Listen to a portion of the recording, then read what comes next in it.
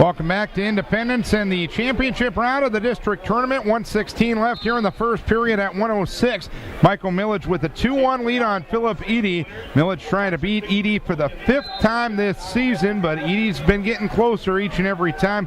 Don't know if Eady is quite yet to Millage's level, but slowly but surely he's getting better. He's coming. He's getting better. That's right. He's getting better. And also something that's pretty important here is I guess see the Conroy boy from Mount Vernon, the kid that Philip Eady beat, is leading 2-1 over the Anamosa wrestler. Should the Mount Vernon wrestler win, and if Philip would lose, there'll be no wrestleback.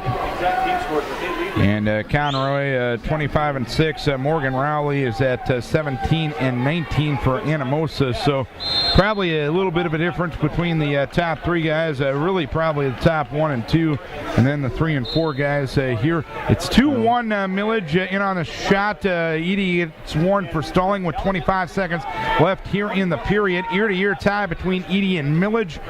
And Millage trying to control the head, bring Philip down. They go to bounds. 17 seconds left here in the period. Millage with forehead-to-forehead tie. Circling around. Snapping hard. Philip, nice job of controlling the arm and keeping Millage from going around behind him. 5 seconds left here in the period. 3 seconds, 2 seconds, and the period comes to a close. Millage got an early takedown to take a 2-0 lead. He basically let Philip up right away, and Philip countered some shots pretty nicely. He did get dinged for stalling once on a warning, and Millage will go down to start the second period, leading by a 2-1 margin.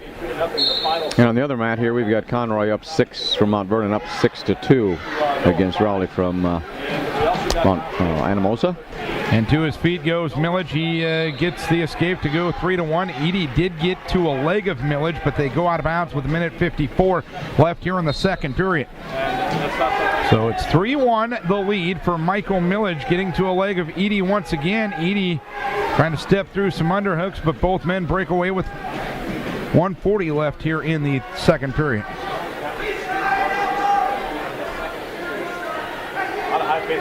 Still 3-1. The thing of it is, from these nice shot by Philip, down on a leg, and he's got down on. Eady's trying to pull away here. Philip tried to follow him, trying to move up. Millage got with a whizzer in. Philip still got the leg. Well, Millage coming, kind of trying not to face him. Philip still hanging on the leg. They're probably going to break this for stalemate shortly.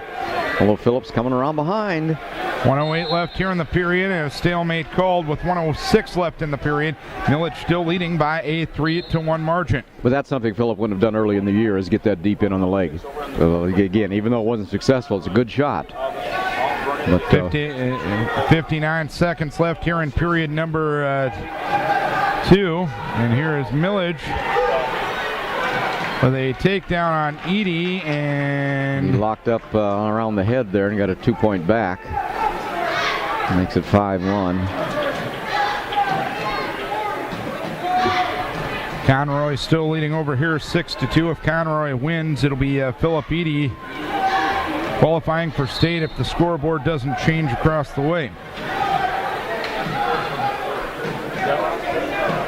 So out of bounds they go. 29 seconds left here in the period. Millage leading by a 5-1 margin. Philip Eady trying to get to his feet, but Millage circling around pretty well. 5-1 the score. As Eady trying to get to his feet, but Millage still hanging heavy over the shoulders. Hanging heavy, as Dave said. 5 seconds left here in the period. Millage will go to the third, leading 5-1, and it will be Eady's choice. Conroy now is up by an 11-2 margin on his opponent, Morgan Rowley of Independence. So of Anamosa. Yep. Anamosa Independence. Yes, there is a difference. As a guy who lived in this community for 20 years would tell me. So Millage still leading 5-1. It's the start of the third period, but Conroy leading across the way, and that's good news for the Cora Viking fans and good news for Philip Edey fans.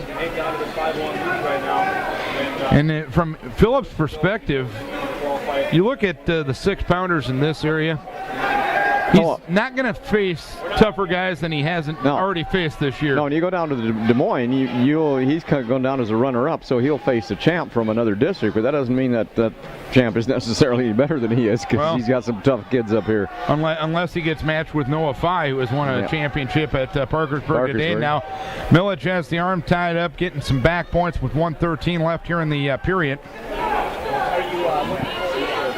He's got 3 back points waiting for him. Now he steps over the head, and he's got Philip on his back, and Millage is moving on to state with a fall over Philip Edey in 4:56. Your district champion at 106 pounds from And Conroy on the other mat leads it by an 11-2 margin. And Philip Edey is looking at that match right now and hopefully clinching his first ever berth at the state meet, as Conroy out over the head with 10 seconds left here in the period. It is going to be Conroy defeating Rowley, and Michael Millage and Philip Edey will be heading to the state tournament in Des Moines. Philip Edey, the freshman, is the district runner-up, losing to Michael Millage, but he's going to be heading to Des Moines next week. Yep, quite an accomplishment for a freshman. So Philip will be going there with a 29-10 record. And here at 113, we have Joe Kanoki against Tristan Burt from Wahlert Catholic, Dubuque. And Burt, the state champ last year. And Burt in on a shot, Joe Sprouls. And on the other mat over here, we have Ryan Steffen of Cresco against Jake Durgeon of Mount Vernon. And it's like Steffen is in on a shot, and he's got the 2-point takedown. And Steffen is hoping if Burt can beat Kanoki, Steffen will get a wrestle back with Kanoki for the right to go to state later on. Now Steffen has his man Durgan on his back right now with 1:25 left here in the period, and a fall for Ryan Steffen with 36 seconds left in the period. So Steffen is right now in third place with the possibility of moving up later on this afternoon. Ryan Steffen, Crestwood. Here goes Burt. Most guys put themselves in that position and they're scared to death, but he's doing the same thing. And should Tristan Burt defeat Joe Kanoki, he will have to wrestle back against Ryan Steffen, who beat him in the conference, but we won last week. Joe has won 3 of the 4 matchups between the two wrestlers this year. Beat him at the Flanagan, beat him in the duel, lost to him at conference, but beat him at sectionals last week. And if he wants to go to Des Moines, he'll have to beat him again. And I was very impressed with Ryan Steffen the way you went out after it. Yeah, 36-second fall over a 30-win kid. So Durgan will finish 4th place here this afternoon. Burt leading by a 2-0 margin with 18 seconds left in the period. Burt is the defending state champion for Dubuque Wahlert. He hasn't gotten any back points in this situation yet, but he's doing a good job up top. A lot of things tied up up top, trying to put a leg in down low. Period comes to a close. Burt leading 2-0 as we head to period number 2. Barry Durgan from Mount Vernon for the fall. Another 2 points for the Cresco Cadet Wrestling Team as they led this tournament coming into the finals. So it will be a neutral restart as it's Joe's choice, and I think he went neutral. Yeah. Yep. Burt leading by a 2-0 margin.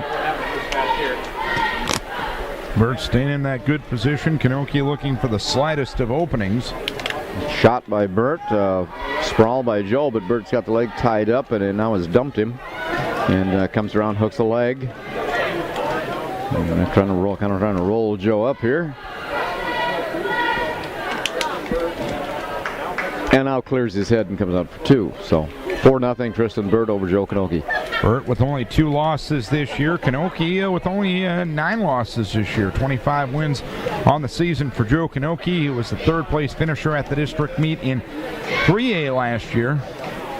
He was a controversial call away from getting to the finals last year down at Western Dubuque.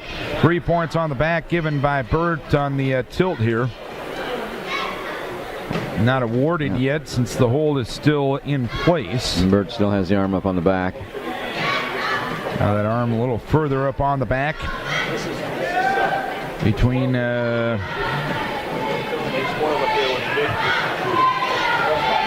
now he gets the back points. Burt and Kanoki, they give up on the hold there, and it's a 7-0 lead for Tristan Burt. But Burt has an arm bar. Now he's walking over the head, and he's picking up another count. And pretty good position over the head here. Joe's arms are tied up, and he gets the fall. So Burt gets the fall in 1:34 on Kanoki, and there will be a wrestle back at 1:13. Kanoki has defeated Steffen 3 of the 4 times, but Steffen came out with probably as much aggressiveness as we've seen him in that 3rd place match against Durgan. Yeah, and the Durgan kid, like you said, 30 wins on the year. Not too shabby. But is part of that a little bit of a mental challenge of a kid that, hey, I lost in the backside of the bracket? Every bit. It's, it's knowing the fact that Burt was probably going to get Kanoki. Exactly. I mean, Steffen knew what he had to do, and he went out and did it. And, now we move to 120 pounds, 3rd place match. Justin Light of Mount Vernon and Dalton Huseman of Monticello. It's Brandon Mayer of Crestwood and Brennan Ryan of Owan. 3rd straight Saturday these 2 young men are getting together. Ryan got Mayer at conference. Mayer got him at the sectional meet in West Union last week. Nice snap down by Mayer to come around behind for 2-0 lead. And Brennan Ryan, 41 wins but 8 losses. He's looked tough here in the conference. Not so much last week. Brandon Mayer with only 2 losses, and one of those was to Brendan Meyer. And Meyer in on Ryan in on a shot. It's got Mayer's leg. Mayer countering with a whizzer. And Ryan still hanging on to the leg. And trying to suck it in, but good sprawl by Mayer. And blocks it off, and we get a stalemate out of it. It's a 2-0 lead over here as Monticello's Huseman leading by a 2-0 margin on Light of Mount Vernon. And Huseman obviously won last week. He come out enter as a champion. By the way, here's Mayer having Ryan on his back on the side of the mat, but an escape is awarded. And we go back to the center. It's going to be 3-3 between Mayer and Ryan with 41 seconds left here in the 1st period. And both up. So we've got a takedown escape for both boys.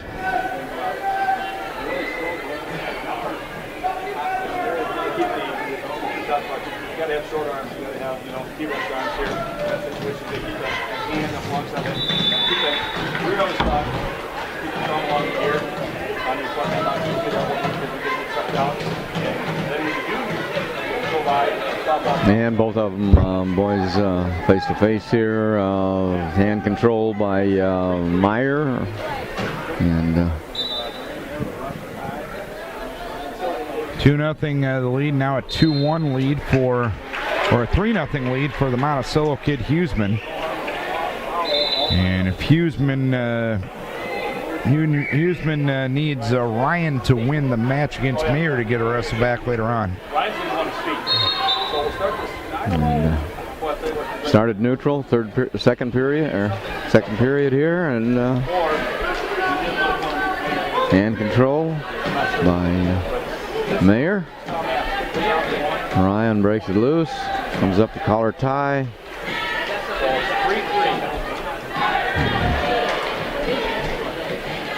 Both of them deeply extended here, bouncing up and down off their knees. Mayer underneath. Coach Slifka telling him not to get tied up like that, to get back. There he makes a shot for Mayer. He's got Ryan down on his bottom, moves up, grabs an arm. He's got the 2 points, leading 5-3. A 5-0 lead for Huseman of Monticello on Light of Mount Vernon. If this stays put, there will not be any wrestle back, but a lot of wrestling to do yet, as we're only at the halfway point of the second period in both matches. And we've got Brandon Mayer on top here of Brendan Ryan from Olwine. Got a wrist tied up, reaching in through the crotch, looking for a ball and chain. Can't get that. Comes up to a half. Ryan tried to wing him down, but Mayer gets out perpendicular, blocks that. Now comes up with a half and a tight waist. And they're right on the edge of the mat. Situation here where if he takes him over, he'll just go out of bounds anyway. But still killing some time here. Now he steps toward the front. Ryan tries to stand to his feet. Mayer brings him back down with that half. Trying to use that half to extend him, stretch him out. Half and a tight waist. Huseman of Monticello still leading 5-0 on Light of Mount Vernon in the third period as they start the third period. And Mayer's going to lead 5-3 heading to the third period as well. Yeah, looks like you've got blood time. Yep. Light from Mount Vernon. We come back out here, starting the third period, and Brandon Mayer chooses down. Mayer trying to establish hand control. Ryan on the ankle. Ryan comes outside, riding with a spiral ride and a spiral and a half. One hand in the thigh, other one up on the half Nelson. Mayer sits and starts to push back into Ryan with hand control. Comes and turns to face him. Should have the escape here shortly. Still a little bit tied up. Official a little hesitant. Now he gives it. So Brendan Mayer comes out 6-3 ahead of Brendan Ryan.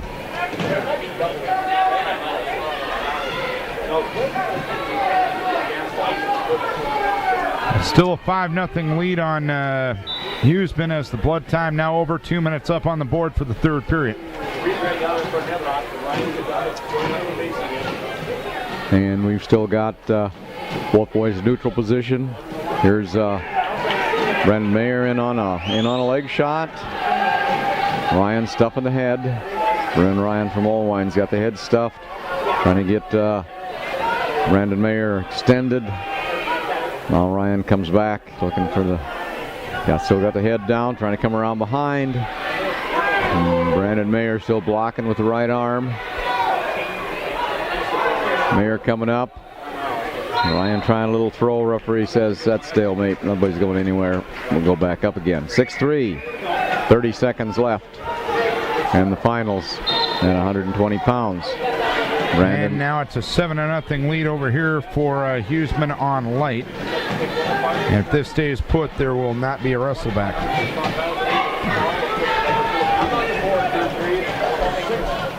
So Brandon Mayer looking to get back to state once again for the Crestwood Cadets. 9 seconds left. 6-3 lead for Brandon Mayer.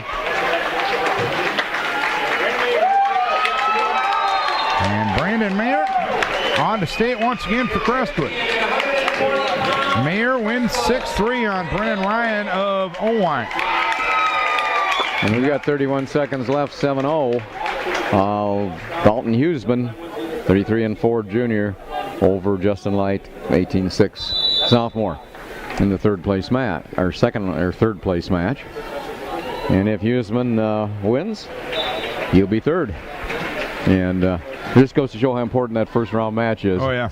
Brendan Ryan, by getting that first round match over a pretty tough kid, punched his ticket to the state tournament, just like Joe Kanoki. Well, not yet. Yep. Just like Philip Edey. Philip Edey, yep. Yeah, just like Philip Edey. And 9-1. 9-1 the final there on Huseman. He will get third for Monticello, so no wrestle back at 120. So Brandon Mayer of Crestwood and Brennan Ryan of Owine both moving on to the state meet. So the Owine Huskies will get a state qualifier, their first one of the day, and they're still eligible for 2 more later on. And we're going to have Devin Stortz against Tony Garcia from Mount Vernon. This will be interesting because he beat Connor Slifka 8-7. And a little bit of controversy involved as a third caution was given to Slifka late with 9 seconds left in the... Cost him a point. Yeah. So I don't know if that's good or not. Devin has kind of had Slifka's number, but sometimes, you know, you wrestle the kid over and over and over again, it just keeps getting harder to beat him. Devin had picked the Mount Vernon kid Garcia up in the air, took him down for a takedown. It's kind of nice to see him wrestling somebody different anyway from a spectator standpoint, and he might feel the same way. Now, nice switch on the part of Garcia, comes up behind him, makes it 2-2, and Slifka, or Devin breaks free as they go out of bounds for 1 point, makes it 3-2. So wild action, Connor Slifka wrestling for third right now against Winnington of Dubuque Waller. 3-2 lead for Devin Stortz. 1:10 left here in the second period. Devin trying to become the second qualifier for the Decorah Vikings. Philip Eady being the other qualifier. And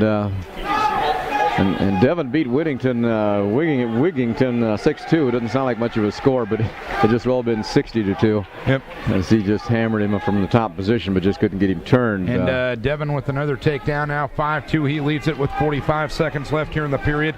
Devin trying to pick up his 30th win of the season right here. And more importantly, he punched a ticket to Des Moines and the state meet. And Garcia gets to his feet, and they go out of bounds. And Garcia will go back down again. 33 seconds left in the first period. 5-2.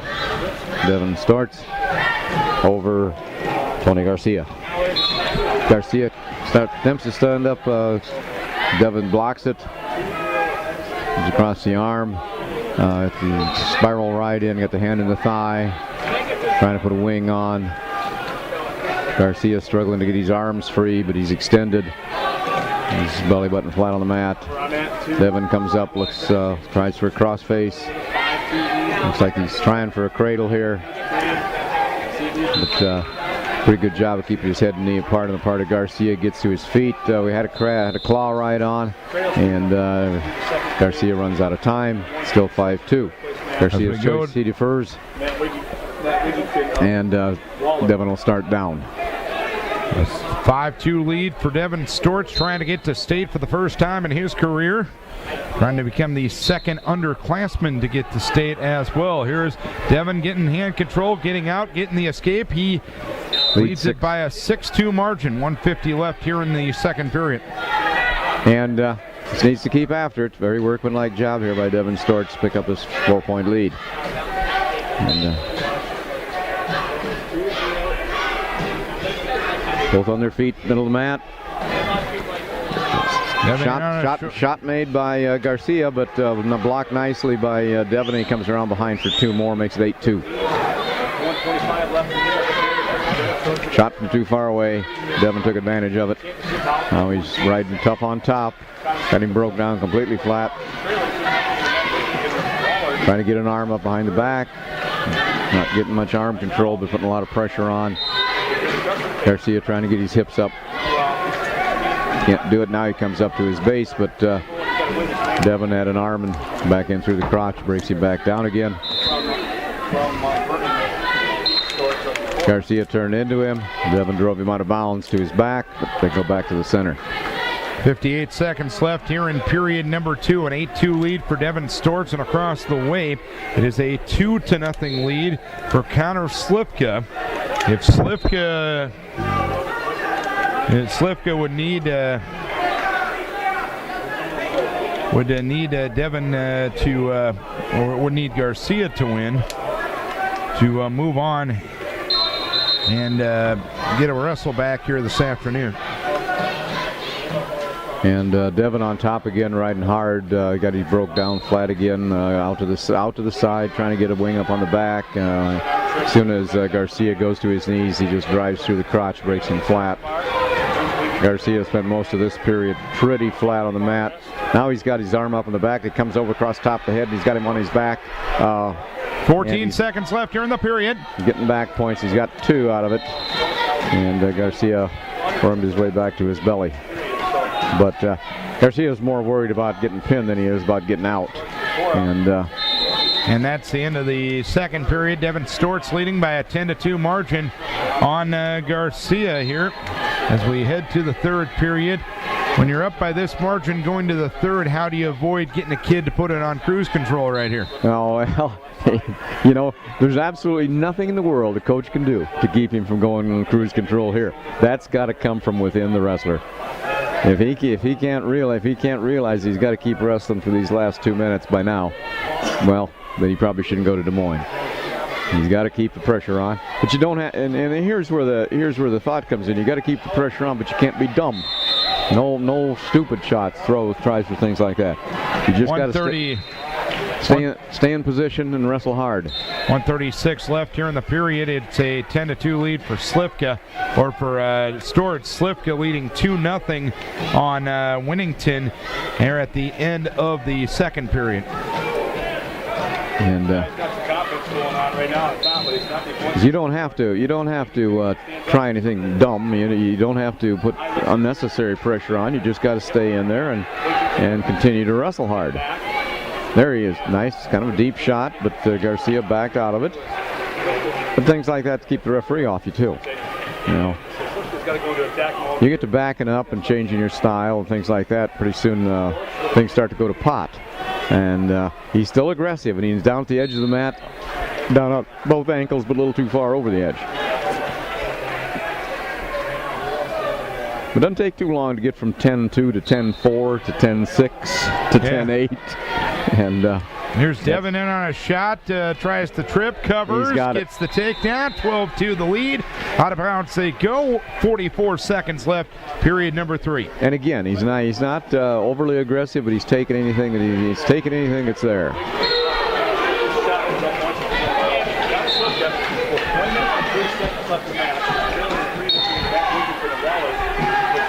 And Garcia gets to his feet, comes up. Devin drops down on a leg. He's got kind of a head outside single change to double, brings him back to the mat. 29 seconds left here in the period. Devin Stortz leading Tony Garcia, Mount Vernon up by a 12-2 margin at the other mat. As soon as he dropped him to the mat, he come right into an arm bar and a wrist, and he lost the arm bar. Now he's coming to the wrist on the other side. So. And Slivka leading 3-0 on Winnington right now. And now a reversal for Winnington, and that should make it, I believe, actually it says 5-0, but Devin Stortz is going to be a district champion for the Decorah Vikings, and he went out and took care of business in a major way right there. 12-2, just real solid effort there for Devin Stortz, and he's going to Wells Fargo Arena next week in Des Moines. Yep. And we got 2. Now more work to be done. Yep. And so I was wrong on the score. Winnington was leading by a 6-0 margin. So Winnington and Garcia will wrestle back for second place. There will be a wrestle back. At 126. So let's move on to 132 right now. Championship bout will be Drew Davis of Independence and Chase Lenhart of Crestwood. On the backside of the bracket for third, Boone McDermott of Wahlert Catholic and Luke Muller of Mount Vernon. By the way, in case you're into this sort of thing, in the first round of competition, comparing the West Union sectional to the Manchester sectional, West Union sectional went 20-8 in the first round. That doesn't surprise me a bit. So we are underway here at 132 pounds. Luke Muller with a takedown for Mount Vernon And it's a 2-0 lead for him. And over on mat number 1, we've got Chase Leinhardt and Drew Davis. And Davis from Independence.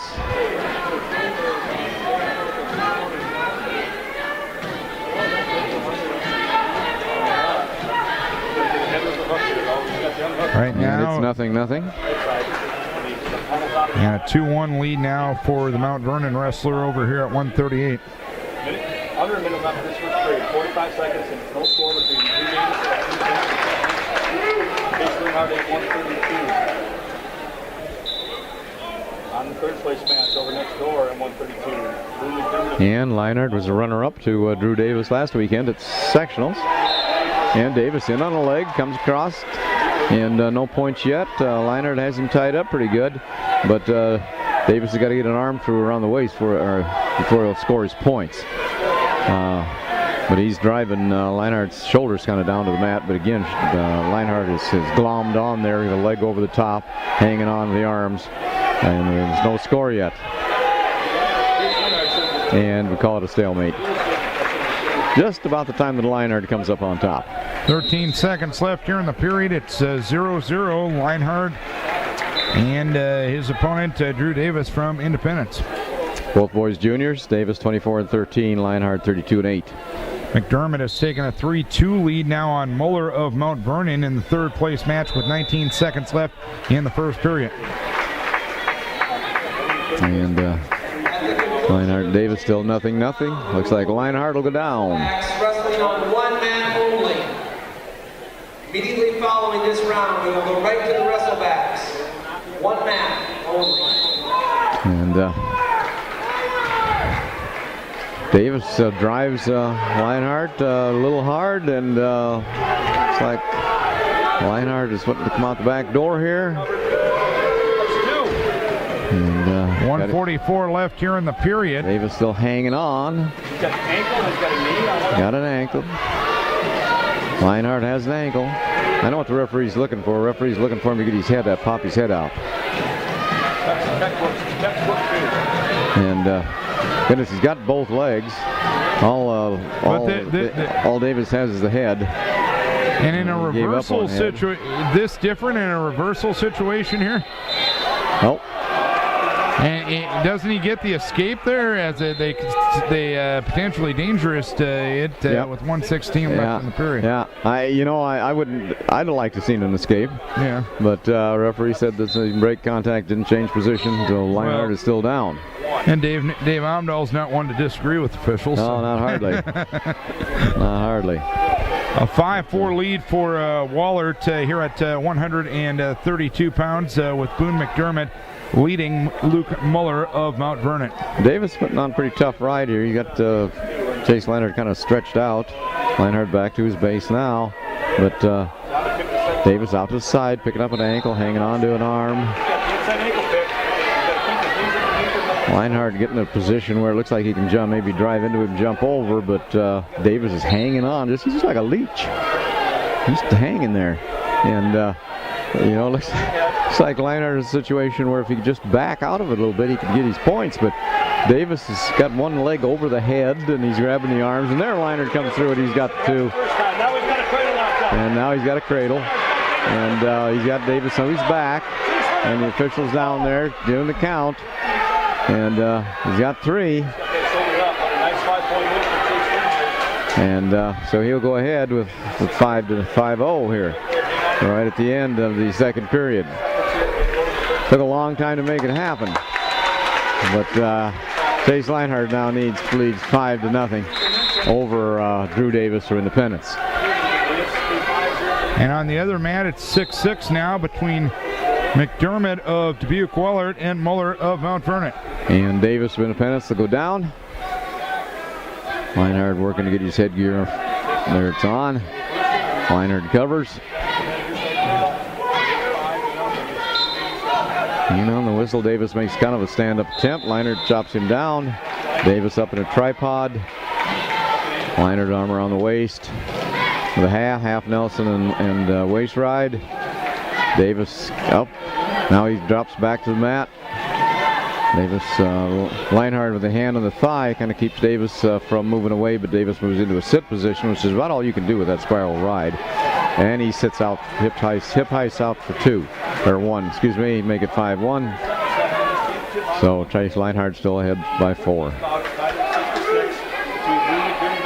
Now the pressure will be on Davis from Independence.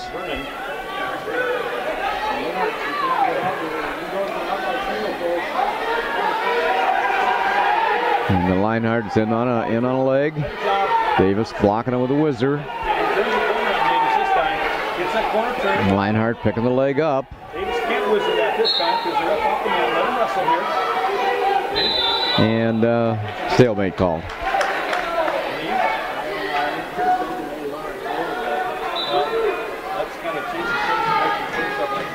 Both of them middle of the mat. A little shot, half shot there by Leinhardt, a reshot by Davis. Not close enough for either one of them to get anything, so they're back up. Hand control, fighting for that. Ear to ear here, close to the edge. Davis kind of tries to lock up and throw Leinhardt by, but they go out of bounds. 37 seconds left in this third period. It is a 5-1 lead in favor of Crestwood. Chase Leinhardt, third chance this afternoon here at the Class 2 district tournament. And we've got both head-to-head here. Cresco, Iowa. And 132 pounds. Shot here by Leinhardt, but too far away, and Davis comes around behind and covers the leg, and the official gives him 2, even though Leinhardt still has one of Davis's legs still locked up. But I guess it was because the leg stepped over. We got 2 for Davis. And score now 3-5. It's only 7 seconds left. Davis desperately trying for a cradle. Leinhardt bellies out, and the score is going to end up 5-3. Chase Leinhardt turns around the match from last weekend and wins 5-3. 132, now let's see what happens with the Crestwood situation. They're down to 1 minute in the third period at 132. And we got 56 seconds left over here on the other mat, and looks like we got a 6-6 score. McDermott from Walnut Catholic and Mueller from Mount Vernon. Both of them, McDermott from Walnut Catholic is a freshman, 24-12. And Riceville family carrier figures in both of Riceville. Double locker and grocery. Let's see. Davis, the runner-up, beat McDermott from Walnut Catholic. Should Mueller win this match, why he'll Mueller will stay in third. Should McDermott win, he'll get a wrestle back against Leinhardt. And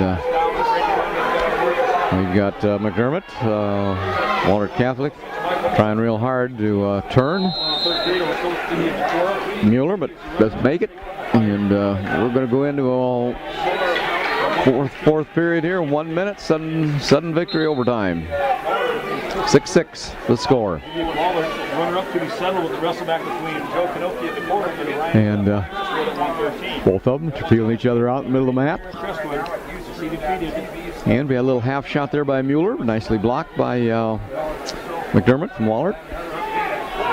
Wahlert, tough kid here for a freshman.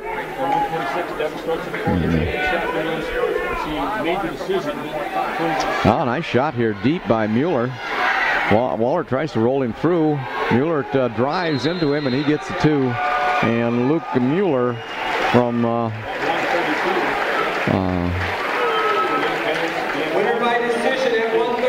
Mount Vernon is the winner, 8-6.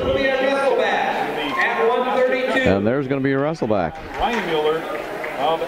between Drew Davis from Independence and Luke Mueller from Mount Vernon. 138 from Crestwood, Trey Pikanowski and Ryan Muller from Mount Vernon.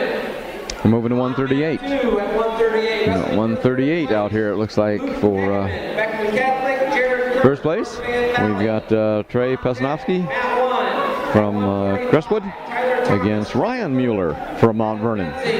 Walk on. And for third, we've got Luke Hageman, Beckman Catholic, against Jared Kerr from North Fayette Valley. Engelbrecht, Mount Vernon. And, So another wrestleback coming up here at 32, David. yep. And we can't blame the coaches for the seating. Yeah, exactly. No seatings today. Just first against second. Nobody had to bring the whip in. No. So And both. that's what Dennis Osmondson claims he did last week Okay. Yeah, he might have. at West Union. I'm not sure. We've got Pesanowski really trying to work the head of Mueller from West Union. So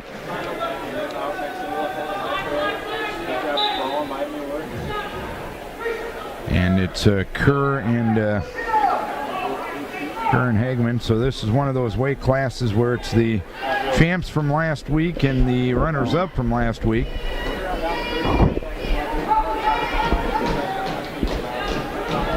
Yeah, that doesn't always happen. Again, the West Union sectional went 20-8 in the first round of the tournament here this afternoon. Ryan, yeah. That would be Ryan. He had a lot of the last match. And looks like we've got a About it because that little blood time over here. 15 minutes to wrestle. Pesanowski and Mueller.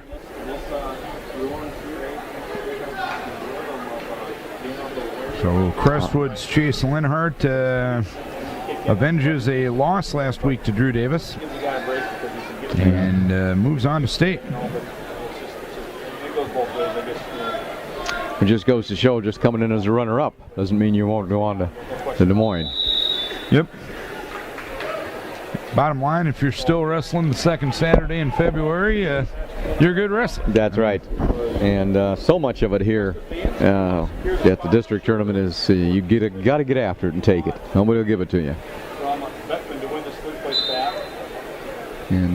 And that might seem like trade analysis for people outside the sport, and a lot of it, I think that's part of the appeal, especially here with Midwesterners and the sport of wrestling. It's one of those true sports that truly gets down to really who wants it more. That's right. Yep. You get a couple kids of equal ability out there. A lot of times it's the mental aspect that decides the match.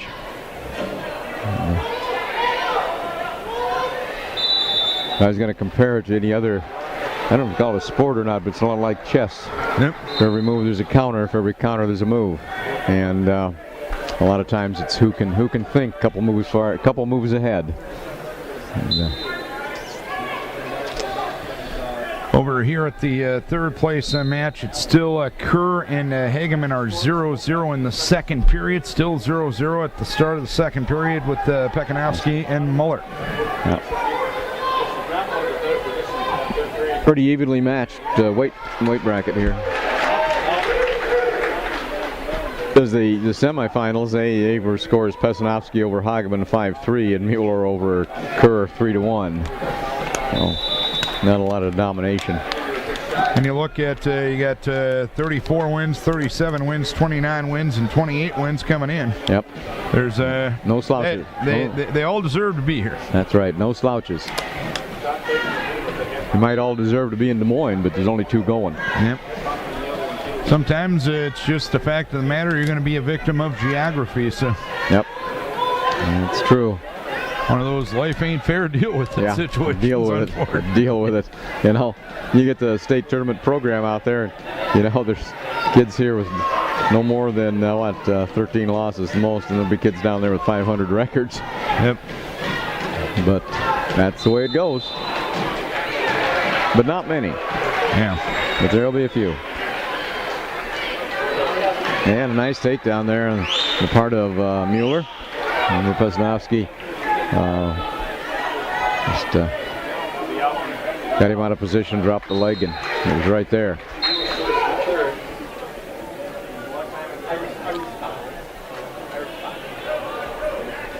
So So 2-2 the score over there. It's a 1-0 lead for the Dyersville Beckman wrestler Hageman here. Hageman needing Pekanowski to get the win to get another shot at wrestling later on this afternoon. So far, Decorah with 2 wrestlers guaranteed in. Philip Eady at 106, Devin Stortz at 126, and Joe Kanoki will have a wrestle back at 113 this afternoon. We're coming to you from the beautiful, very new gymnasium here at Independence. New high school, new junior high, senior high school building. This is, I believe, the west end of town? Yep. Okay. Yep, very west end of town near the Mental Health Institute is just down the road. This is just beyond the football field down here at Independence, which is actually located at their middle school. Well, actually, the middle school is now here, but that's an elementary over there. That's an elementary, okay, yeah. That's the old middle school, correct? Yeah, it was the old middle school. And that's got had a pretty nice wrestling room in it many years ago. But this one is phenomenal, 3 mats long. That'd be 120 feet. Well, and I'm sure they still use that for the junior high program over there, or probably. Or I mean, you got a spare room if you need it here in this situation. 2-2 remains the score, and here's Hageman for Dyersville Beckman with the takedown to tie it up. 3-3 him and Kerr. And the other night. We were talking with Coach Olenczak. His grandson wrestles down at Perry, and they have 1 wrestling room in the whole school district down there. Right, yeah. And that makes things a little bit difficult. Well, I've seen Iowa's wrestling room, and it really doesn't have anything on. I don't believe it has anything on Independence here. Yeah. It's just something nice.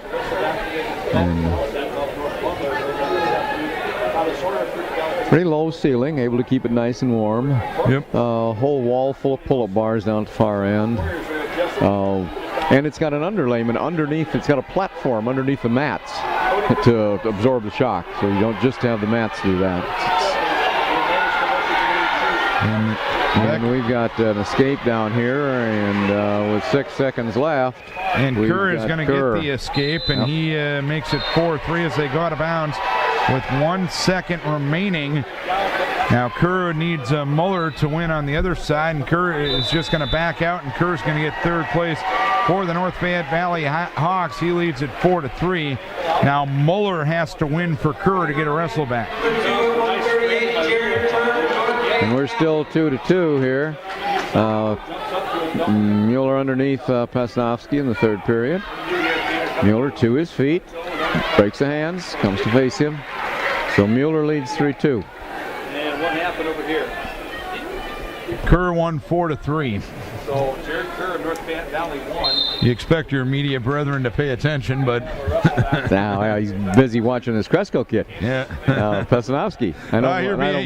You're being nicer to Dave. Yeah. I might have to work with him again next year at Luther, you know. Exactly. Dave Anderson doing the Cresco broadcast and does a great job.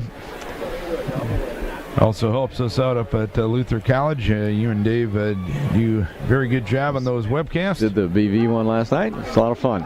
Luther did well.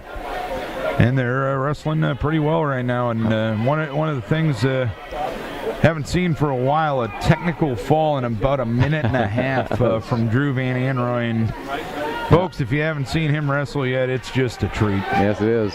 And we still got unless you're wrestling him. We still got a 3-2 match, and we've got Mueller getting 2 points against Pesnowski at the end and right at the edge of the mat, so he's going to go up 5-2. But Mueller right down on those legs as they went toward the edge, and there's 46 seconds left, and Mueller has a 5-2 lead over Trey Pesnowski. Pesnowski a sophomore, and Ryan Mueller a senior. And I wonder if the 2 Mueller brothers here two Muellers are perhaps brothers and twins, as they're 1 weight apart and they're both seniors. Luke with a 27-9 record, and over here it's Ryan with a 28-5 record. And here's Pekanowski trying to roll through, but Mueller caught the arm and rolled right with him and come up on top.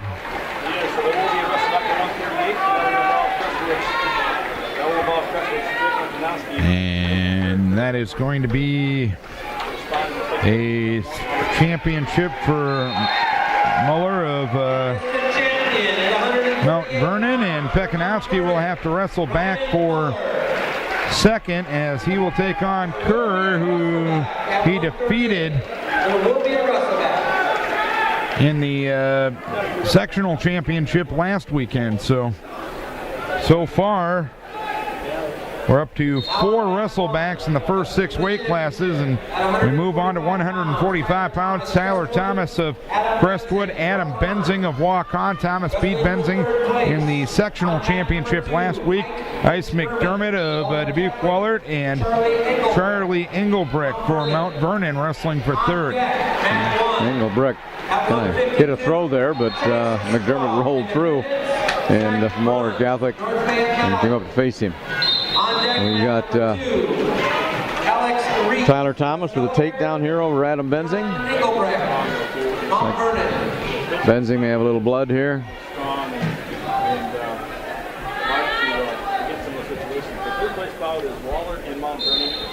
And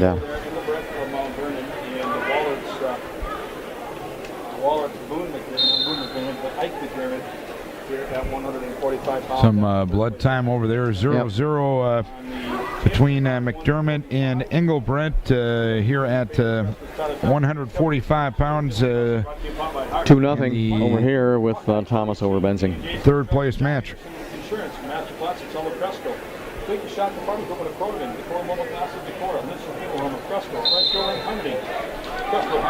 And we've got come back to the mat here, blood time cut, and we've got Thomas on top of Benzing, and Benzing tries to make a stand up. Thomas comes up, rides the tight waist and arm, picks Benzing up, puts him back to the mat. Really nice job parallel with the mat, and Benzing comes back up to his knees. They go out of bounds. And the other mat, still no score over here as it's McDermott and Engelbrecht. Engelbrecht got in on a shot, but McDermott now is in the top position. Engelbrecht still has control of that leg, steps over, rolls through, scramble situation, no points yet. McDermott comes up on top, or he's on the bottom now. McDermott comes up on top here, but 7 seconds left in the period, and the Wahlert kid, I think, is going to get a takedown here. No points. It was Engelbrecht keeping control of that leg, and no points awarded. So 0-0 as we go to the second period. And we've still got a 2-0 here. Thomas over Benzing on the finals match at 145. Thomas, tight waist ride, tight waist and an arm. Benzing up in a tripod. His feet aren't moving. I guess Thomas has an arm tied up, brought him back to the mat. Tyler Thomas only 2 losses on the year. And, keeping the arm tied up, keeping Benzing stretched out. And it's one of those deals where now he goes up over the head with that arm, and he's got, looks like he got at least a 1 count. Now he got 2 count. So makes it 4-0. Tyler Thomas over Adam Benzing. And it's 4-0 Tyler Thomas. Thomas just one of those kids that just steady. Never, he doesn't look spectacular, just wrestles really, really well. Yep. I mean, it's one of those simple things. So blood time over here, still 0-0 between McDermott of Dubuque Wellert and Engelbrecht of Thomas is going to start down. He comes up tripod, Benzing around the waist, trying to drag him back down. Thomas up, stands, turns. Benzing drops down onto a leg. Thomas has the leg in between the crotch. Benzing moves it out, lifts it up. Tries to take Thomas down to the mat, but Benzing actually goes down first. He's still got the leg, though. Comes up looking for a half over the top, and they go out of bounds. 1:38 left over there as it's 4-0 Tyler Thomas, who defeated Benzing in the championship last week. Benzing trying to get back to state for the first time since he was a sophomore 2 years ago. Thomas has also been there for the Crestwood Cadets. Nice switch and a re-switch, and Thomas comes up on top for 2. Switch, re-switch, and re-switch. And we got Tyler Thomas now with a 6-0 lead over Ryan Benzing with 1:21 left in the second period. 1:40 to go, second period over here. McDermott in the top position, leading Engelbrecht of Mount Vernon by, actually it's 0-0, I should say, over here on mat number 2. Next Decorah wrestler that will be up will be Alec Felstrel in the third place match at 1:30. And Thomas, shoulder in the back of Ryan Benzing, putting a lot of pressure on. Working for wrist control. Official Frost down there looking very close, and he gives Tyler Thomas a stall warning because Tyler Thomas is tying up the arms and staying parallel with him. So, but that's okay. Here's a reversal for Engelbrecht of Mount Vernon. He leads it by a 2-0 margin. And if the score stays put here, there will be no wrestle back here at 1:45. We've already had 4 in the first 6 matches, but we can't blame the seating or the coaches in this one. Well, Thomas with a really, really tight waist, Benzing up in a tripod stance. Now he's to his feet. Thomas locks up around the waist, takes him back to the mat.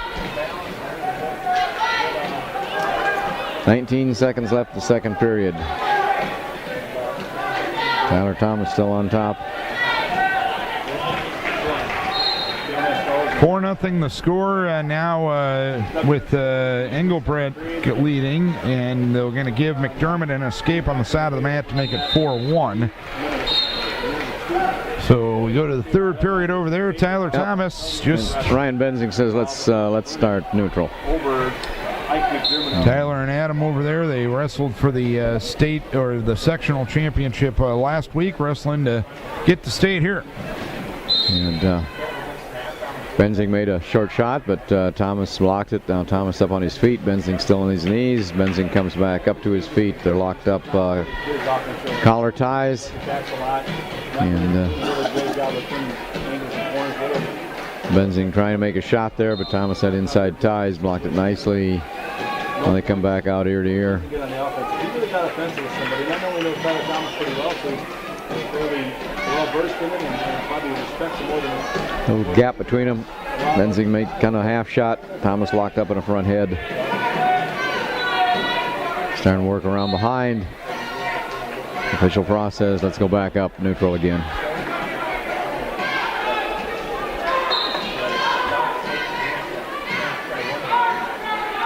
And Benzing comes in, looks like he kind of like a little hip toss, but Thomas comes up over the top for a 2-point takedown and locks up around the waist. No back points here, but he leads 8-0. So Tyler Thomas, a major decision. 49 seconds left. Mount Vernon leading at 7-1 over Mount Vernon leading 7-1 over here with Engelbrecht and McDermott. So it looks like there will be no wrestle back here at 45. Not if these scores hold. And it only takes 2 seconds to change something. That's right. But Tyler Thomas just he's just steady. He keeps such good position. He's Ryan Benzing or Adam Benzing pretty flat here, and 13 seconds left. And then now riding with a tight waist and a half. Gets out to the side so he won't get called for stalling again. Not going to give up that major decision. Benzing moves to his feet. And Tyler Thomas is moving on to state at 1:45, and there will be no wrestle back as Engelbrecht leads 7-3. So the Waukon Indians, their one district qualifier is going to be their one state qualifier. Yep, good for them. That's good for them. Moves on to the state tournament. One and only district qualifier is a state qualifier.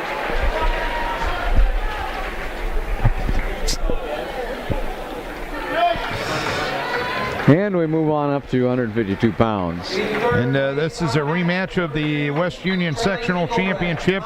Chase Straw of Independence and Zach Bruns of North Fayette Valley. And I think Straw won by fall, I believe in the first period.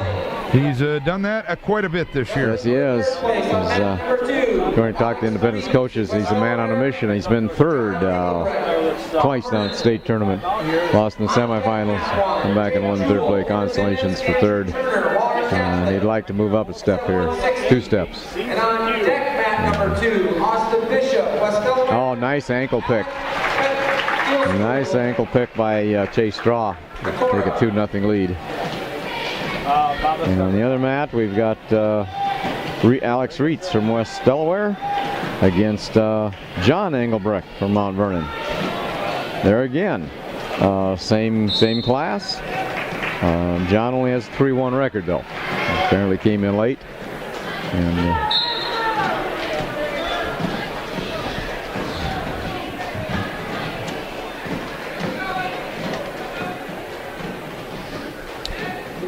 Reitz 33 and 13.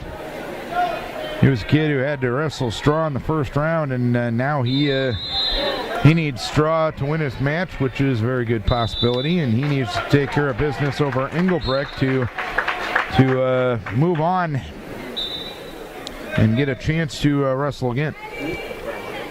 And it will be hard to beat Chase Straw. And Zach Bruns here is 39 and 4. He's a mighty good wrestler in his own right. I mean, he's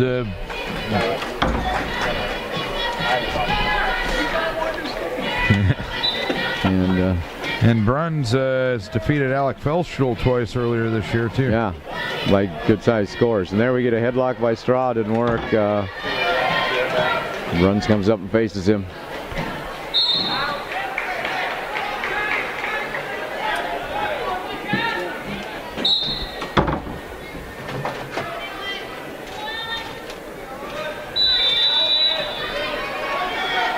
And into the first period, 2-1 score here. Chase Straw ahead of Zach Bruns. Straw is going down.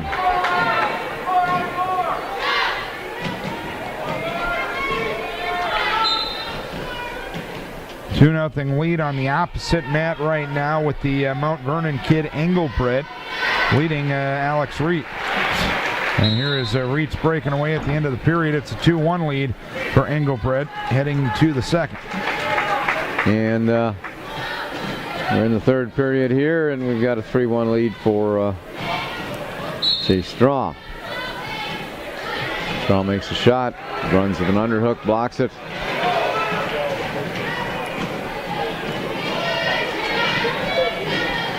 Runs a little shot at the leg there, but Straw sprawls nicely.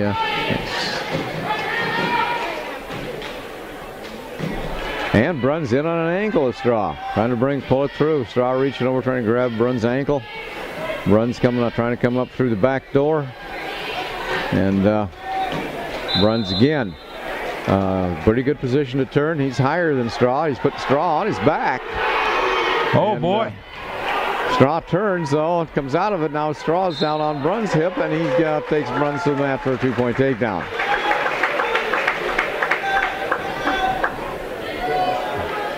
Yeah, that's and you know that's one of the ways you can take a pretty good kid and put him out. You can turn like that. Exactly. He only takes those shoulders down for 2 seconds. And you don't really even have to be in control, just as long as those shoulders go down for 2. But they didn't, and Chase Straw is back up on top of the 5-1 lead.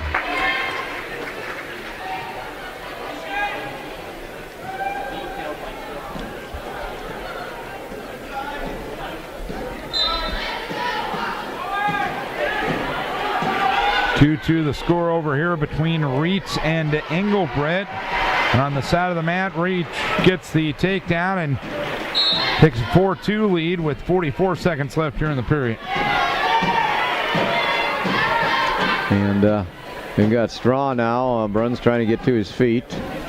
Straw hanging heavy on the shoulders. Bruns turns the other direction. Straw follows nicely. Bruns grabs his head, though, and no points at the end of the period. 5-1 right now, Chase Straw over Zach Bruns. That's going to the third down there. It's a 4-2 lead for Alex Reitz here of West Delaware. Reitz trying to create another wrestle back situation here, as he would have to wrestle Bruns should the score stay put.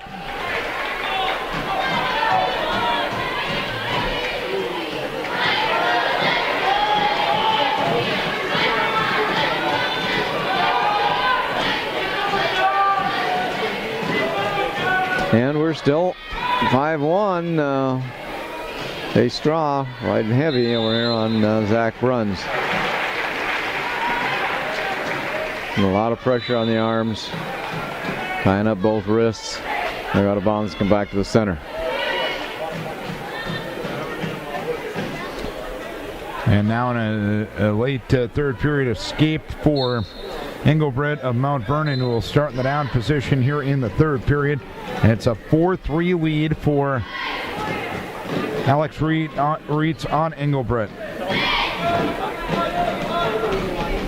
And we've got 1:15 left in the third period. Chase Straw riding with the leg tied up over the top of Zach Bruns.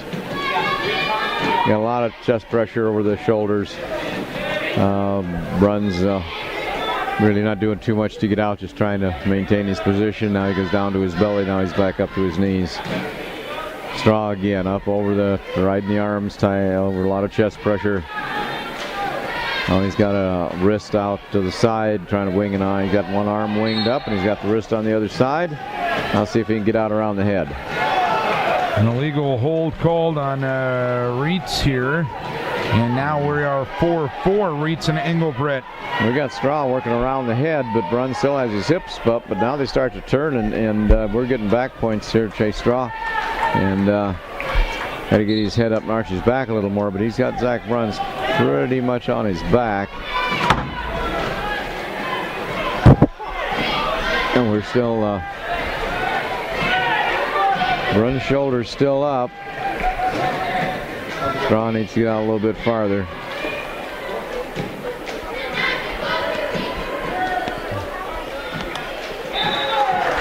And that's the end of the match, and it's going to be 8-1. Chase Straw, man on a mission for Independence. Yeah. And it is. That's the first champion of the day for the home squad. It's 4-4 between Reitz and Engelbrett here, and basically Reitz needs to win this one to force a wrestle back. Engelbrett cannot. And, 4-4 Engelbrett for Mount Vernon is in the down position. Alex Reitz is covers with 24 seconds remaining. and he breaks Engelbrett pretty flat.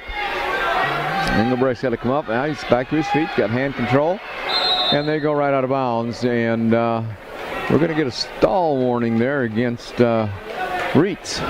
4-4 with 14 seconds left here in the period.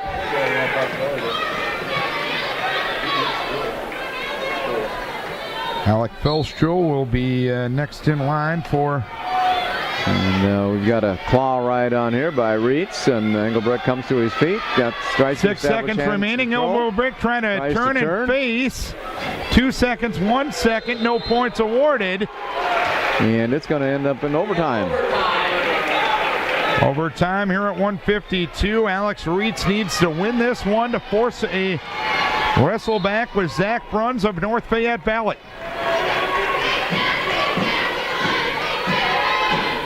And Zach. Here is Engelbrett in on a shot, reaching for the legs, but he's got his face planted in the mat by Reitz right now. 45 seconds left during the period. And a stalemate called by Frosty. 42 seconds left. And Reitz, a senior, Engelbrett's a junior.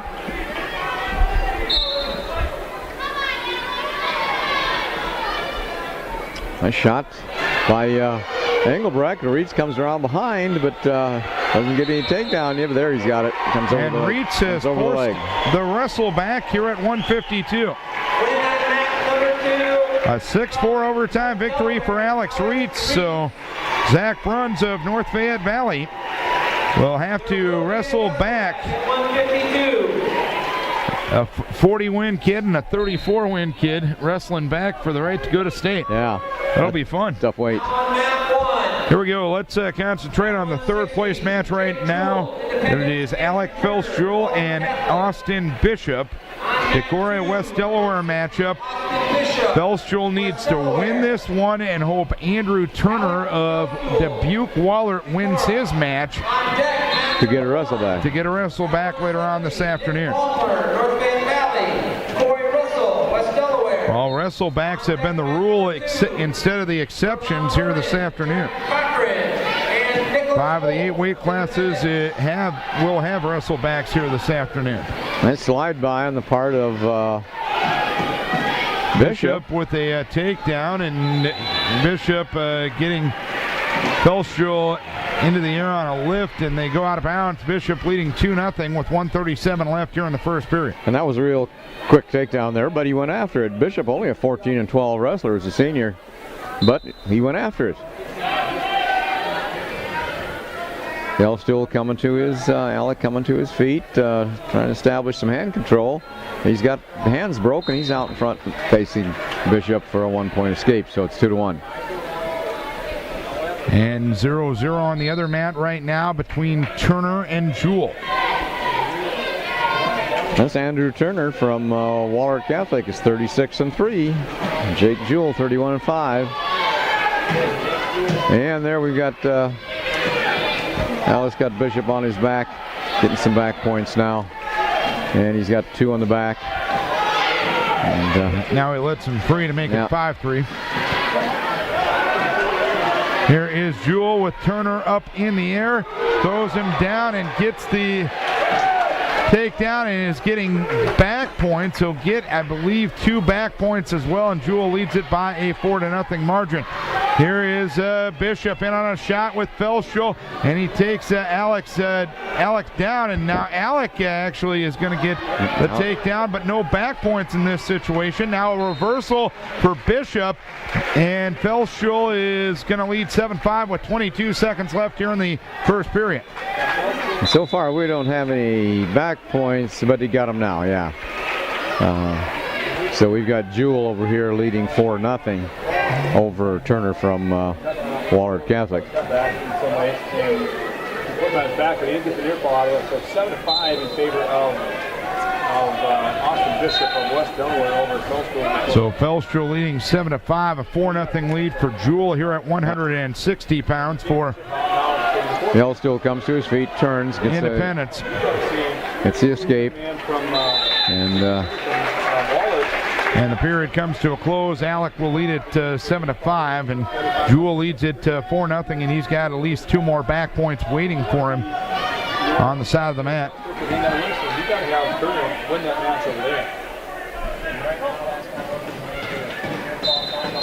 And out of bounds they go, 6-0. Jewell leads Turner with 1:27 left here in the second period. Felschel will start in the top position here in period number 2, looking for a wing and a wrist.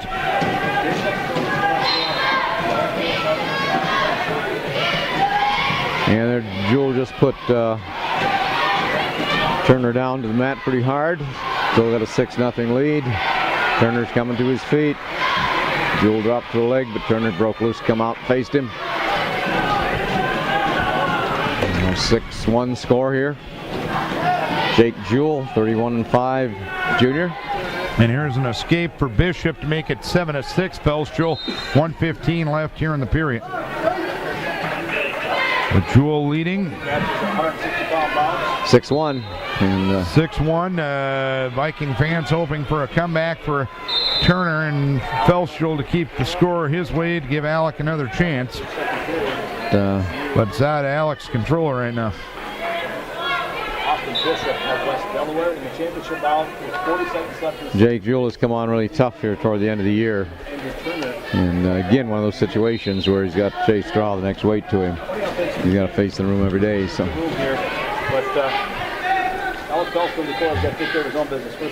Jake Jewell at 32-5, Andrew Turner at 37-3, and 6-1 Jewell right now. And on the side of the mat, they go out of bounds to Felschel and Bishop.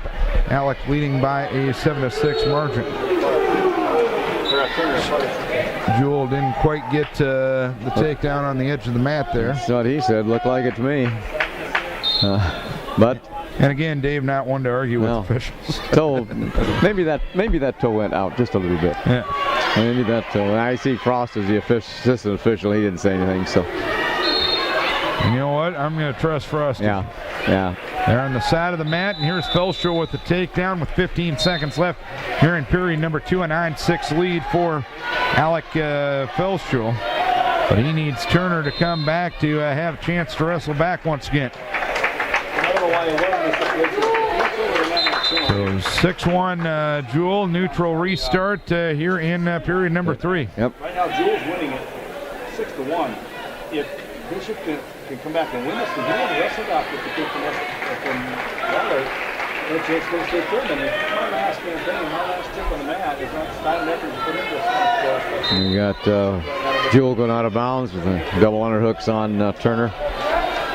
9-6 the score as Felshow restarts in the top position with 10 seconds left in the period. Alec has an arm up on the back, rolling through. He's got Bishop on his back with 5 seconds left in the period. Bishop is going to be able to belly out of it. I think Alec might get 2 back points. He will. It'll be an 11-6 lead for Felshow as we go to the third. We're in the third over here with 1:27 left, and Jewel has a 6-1 lead over Andrew Turner. In this thing a little bit here. Turner makes several efforts at a shot, but Jewel, he's just basic as can possibly be. He stays in there in good position. So an 11-6 lead now for Alec Felshow, and there's another takedown to make it 13-6. Turner locked up at a ear-to-ear tie, goes after the legs. Felshow turns as they go out of bounds. Or Jewel. Jewel just very, very steady, and as they go out of bounds, while he turned to keep the referee off him. Both boys on their feet now. Shot made by Turner as Jewel was backing away.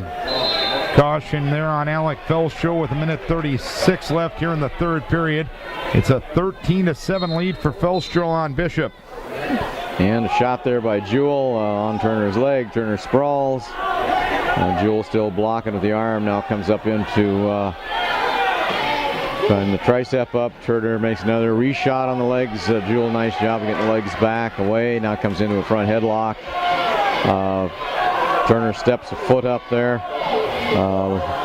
Looks like a little close to his head, but comes up to his feet. Chases Jewel out of bounds. And 13-7, Felshow leading here with 1:06 left here in the third period. Alec Felshow, a very fine career for the cornet. And he's trying to win his 33rd match of the season here. And here's an escape for Bishop to make it 13-6. And Jewel for Independence wins it 6-1. Now Bishop has Felshow on his back with 45 seconds left in the period. He's out over the head. And there's the fall. And Bishop is going to get a wrestle back out of that. Bishop hit a big-time move, gets the fall on Alec Felshow, and Bishop is going to have another chance later on this afternoon. There will be a wrestle back at 160. Jewel wins across the way, and Turner, for to be equal, will have to wrestle against Austin Bishop, the guy he beat at the sectionals last week, later on, for the right to go to state. Turner won. Turner. Exactly. Yeah, the guy was beaten by, but hey, that doesn't necessarily mean much.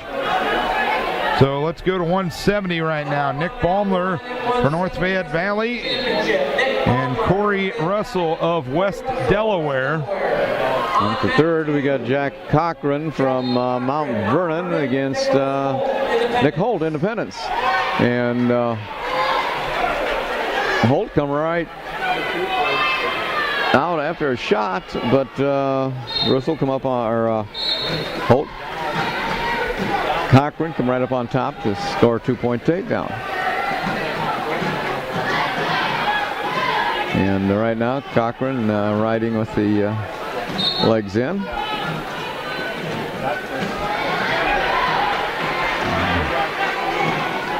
Mount Vernon trying to turn Independence here in the third place match. No score over on the first place match between Baumler from North Fayette and Russell from West Delaware. And Russell drives Baumler out of bounds.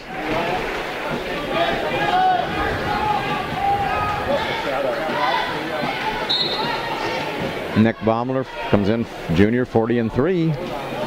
Two-time state place winner as well. Yeah, and Russell, 23-11.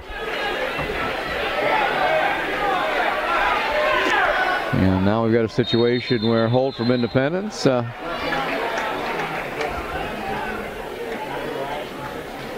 we had blood, and the referee had to stop it.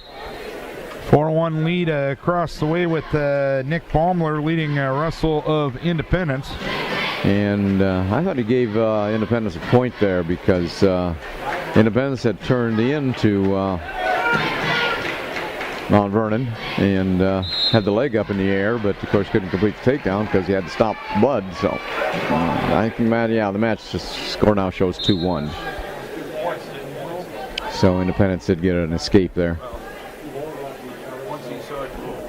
Nick Holt from Independence behind Jack Cochran from Mount Vernon, 2-1.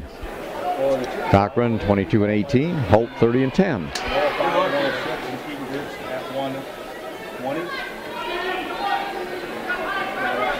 On the other mat, looks like we've had some action over there. And here is Baumler with a face, with a cross face and a leg in. 2 seconds left in the period. It wasn't good enough for any back points, but pretty. But Baumler's picked up 6 and makes it's actually 6-1 score. Yep. On Corey Russell, not too shabby of a kid for West Delaware. No. Championship here this afternoon at Independence High School in Independence. Dave Anderson alongside Canterbury. We're glad to have and we are right now. We're up to I believe now 1, 2, 3, 4, 5, 6 wrestlebacks. It'd be like another meet. Exactly. And they're going to go down to one mat for them. Yep. So, and I'm sure part of that is because you got to get that 45 minutes time between matches. Exactly. Like the early wrestlebacks will be good to go, but if you get one here at 95, 220 heavyweight, that's the reason you got to kill some time in between them. And if you have 2 mats going and there's some falls that happen, why you can get up to these heavyweights pretty quick. No reason to do the hurry up and wait thing. So. No. And we're still 6-1. Nick Baumler on top of Coy Russell of West Delaware. On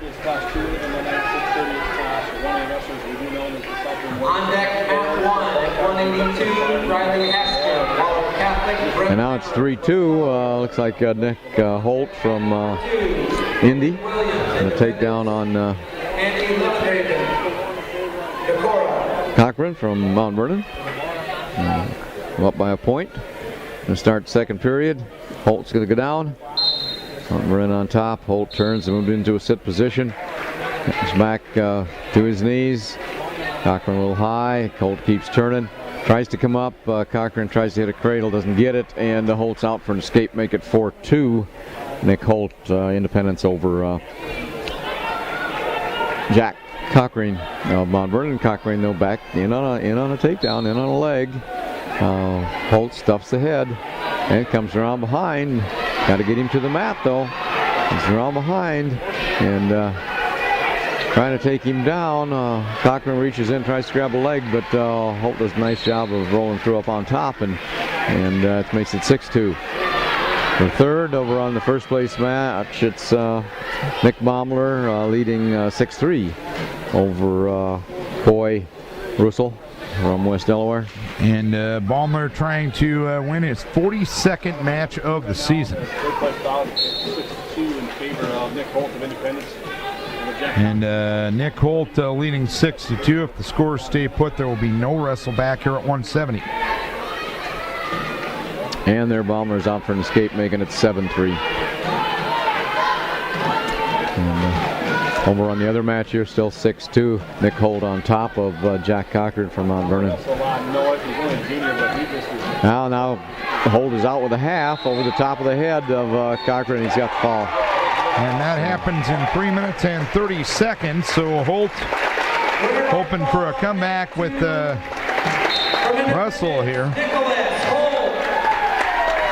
Holt winning by a fall in 3 minutes and 30 seconds. Baumler still leading by a 7-3 margin at the end of period number 2.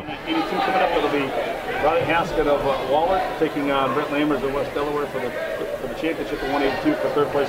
And we'll have another Decorah wrestler at the next weight class, Andy Lilligreven. 195, the championship bout will be Matt McMillan of Independence and Zach Lamphere of Owine. He'll wrestle Logan Williams from Indy. Tyler Hirsch of Beckman will take on Tyler Frazier of Anamosa for third at 195. And Logan Williams, 22-14, senior. It will be Travis McMillan of Owine against Tyler Johansson of North Fayette Valley, and it'll be Dylan Olson of Waller. 8-3 the lead for Nick Baumler of North Fayette Valley. He leads Corey Russell of West Delaware.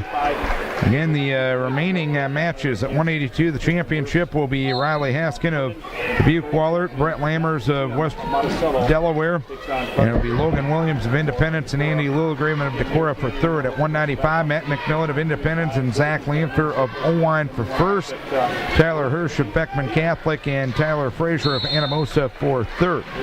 At 220 pounds, Tyler Johansson of North Fayette will take on Travis McMillan of Owine for first, Dylan Olson of Dubuque Waller, and Matt Wenzel of Mount Vernon for third. And I should say Ethan Leap of North Fayette Valley will take on Tristan Werfs of Monticello for first, and then for third will be Zach Tim of Monticello and Carter Zidlicki of Decorah. 8-3 the score, 1:10 left here in the third period. Balmer getting to both legs of Russell, but they go out of bounds with 1:07 left here in the third. Still 8-3. Well, that should be quite a match there at heavyweight, because you probably got the shortest kid here against the tallest kid. Yeah. Goodness sakes. No, 126. There'd probably be a foot difference between the two of them. Yeah, there could be. That Mount Vernon kid is really tall, and Leap, of course, is quite short. Probably one of the shortest heavyweights. But a good athlete, moves his feet. And but here at 170, we've still got Nick Baumler, 8-3 lead over Coy Russell of West Delaware. 47 seconds left here in the third period. It is a 8-3 lead for North Fayette Valley's Nick Baumler. Let's go down the kids that will be going to Des Moines that we know of right now. Michael Millage of Crestwood at 106, as well as Philip Eady of Decorah. At 113, Tristan Burt of Dubuque Waller. At 120, Brandon Mayer of Crestwood and Brennan Ryan of Owine. At 126, Decorah's Devin Storts at 126, and that is the only one for sure right now. At 132, Chase Lenhart of Crestwood. At 138 pounds, Ryan Muller of Mount Vernon. At 145 pounds will be Tyler Thomas of Crestwood and Adam Benzing for walk-on. 152, Chase Straw of Independence is in. 160, Jake Jewell of Independence is in, as Nick Baumler has won 10-3 over Coy Russell of Independence, and Nick Baumler and Coy Russell will be in at 170 pounds. So Nick Baumler will move on, and Coy Russell will move to state for West Delaware. Here is Andy Lilligreven up for Decorah against Logan Williams of Independence. Nice. Lilligreven with the nice slide early takedown. It's 2-0. Nice slide by. Nice slide by. Dropped Holt right to his knees. Holt comes around behind though and gets a reverse. Makes it 2-2. He's got Andy on his feet. Don't have to bring him to the mat to get a reverse like you do a takedown, but he does. And makes it still 2-2.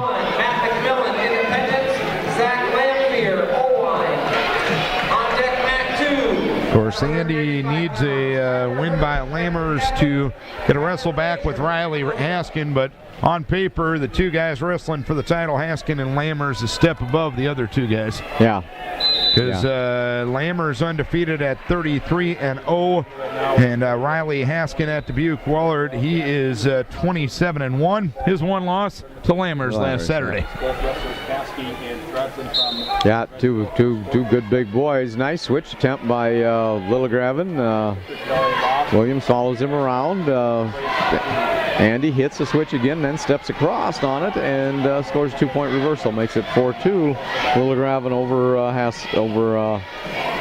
Williams.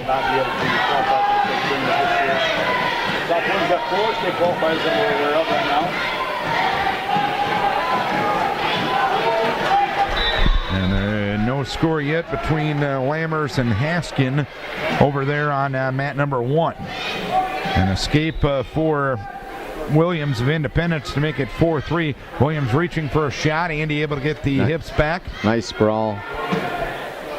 And the legs back. Both men working ties now with 38 seconds left here in the period.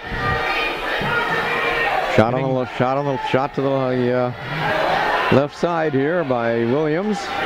And he's getting his leg back, tying up the head in the front headlock.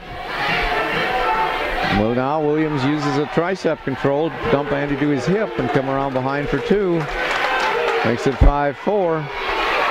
With 14 seconds left here in the period, scramble situation on the other mat right now, and there will be no scoring heading into period number 2 at 182. Lammers was flat on his belly, but he was hanging on to Haskin's leg, and Haskin couldn't get around him. And the period comes to a close between Lilligraven and Logan Williams. Logan Williams leads 5-4. He wins the flip. He goes down to start period number 2.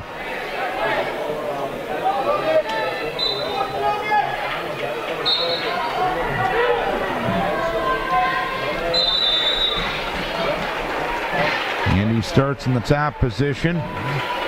Andy steps over here.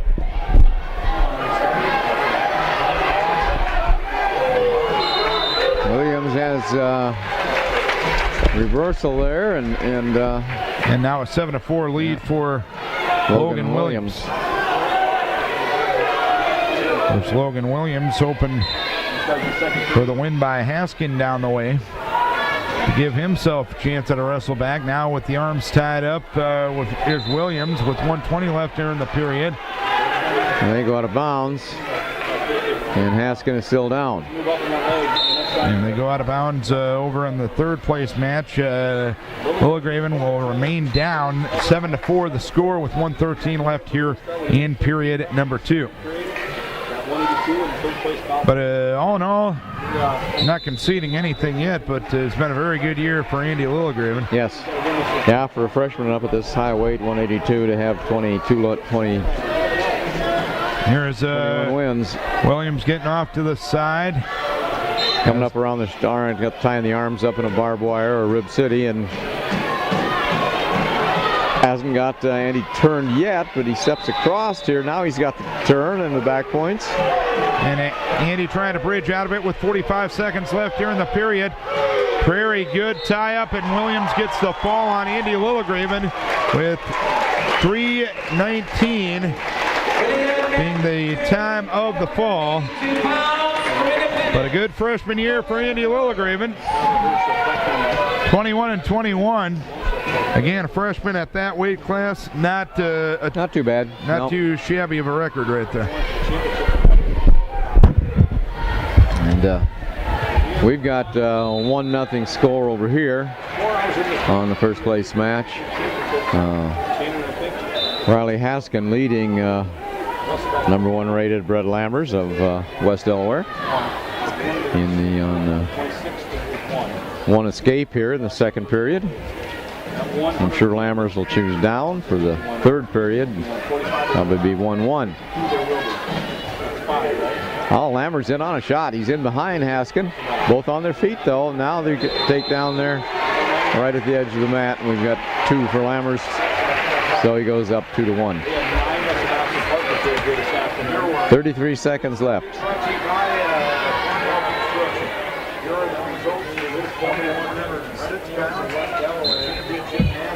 Haskin to his feet. And Lammers cuts him loose. Makes it 2-2.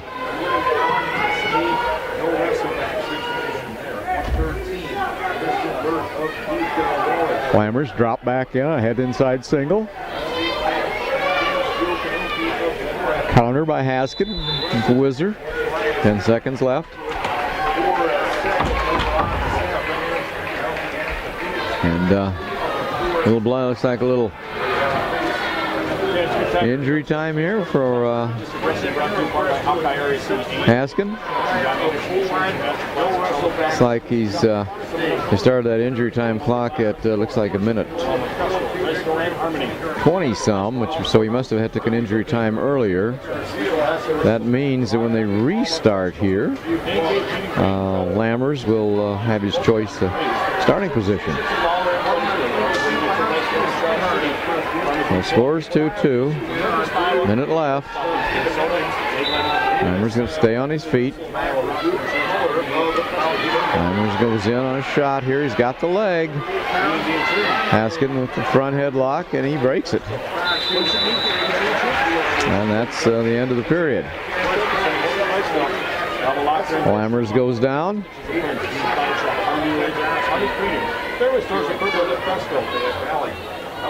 On the whistle. Lammers tries to move his knees out, but Haskin did a good job breaking him down, getting him extended. Scores 2-2. Third period just started. Haskin again right on top parallel, but holding Lammers down. Lammers tries to get the hips out, comes up into the tripod, and he's out and away, makes it 3-2. Brent Lammers over Riley Haskin from Wahlert Catholic Dubuque. Both boys on their feet. I don't think Haskin can try and keep him down too hard. He realizes that probably wouldn't ride the entire period anyway, and it's going to go down to a takedown. But Haskin's got to get after it, and he's behind by 1.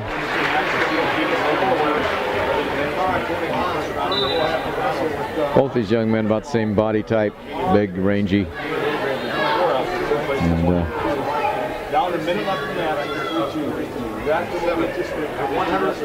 still 3-2. 56 seconds left. Haskin in on a leg, and he drives Lammers to his back. No points yet, though. Lammers still scrambling, and not yet. Lammers trying to roll through out from underneath and come up from behind, and I think he's going to do it. They still got Haskin's leg, and that's keeping Haskin from going around behind him. He's hanging on the leg and hanging on the leg, and referee blows the whistle, calls it a stalemate, and they're going to go back up. A lot of action there for no points scored. You'd think Haskin should have had the takedown. The Wahlert coaches over there can't believe it, but Lammers rolled through underneath him and came up hanging onto a leg. So I'd say the official's probably right. Now the official's going to come over and let him know that it would probably be an official warning on Wahlert's part. Discussing over the head table there.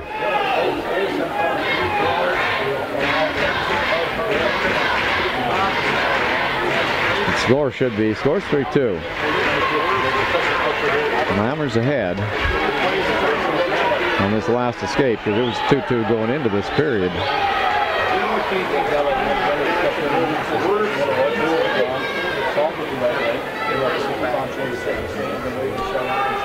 Lammers came up and got out. I think kids are wondering what in the world's going on.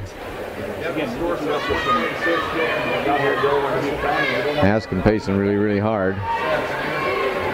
Wahlert coach is wondering what's going on. Another update at 5 o'clock, but for now, reporting from the 2015 district. Back over explaining to the coaches. They don't like it, but that's the way it is.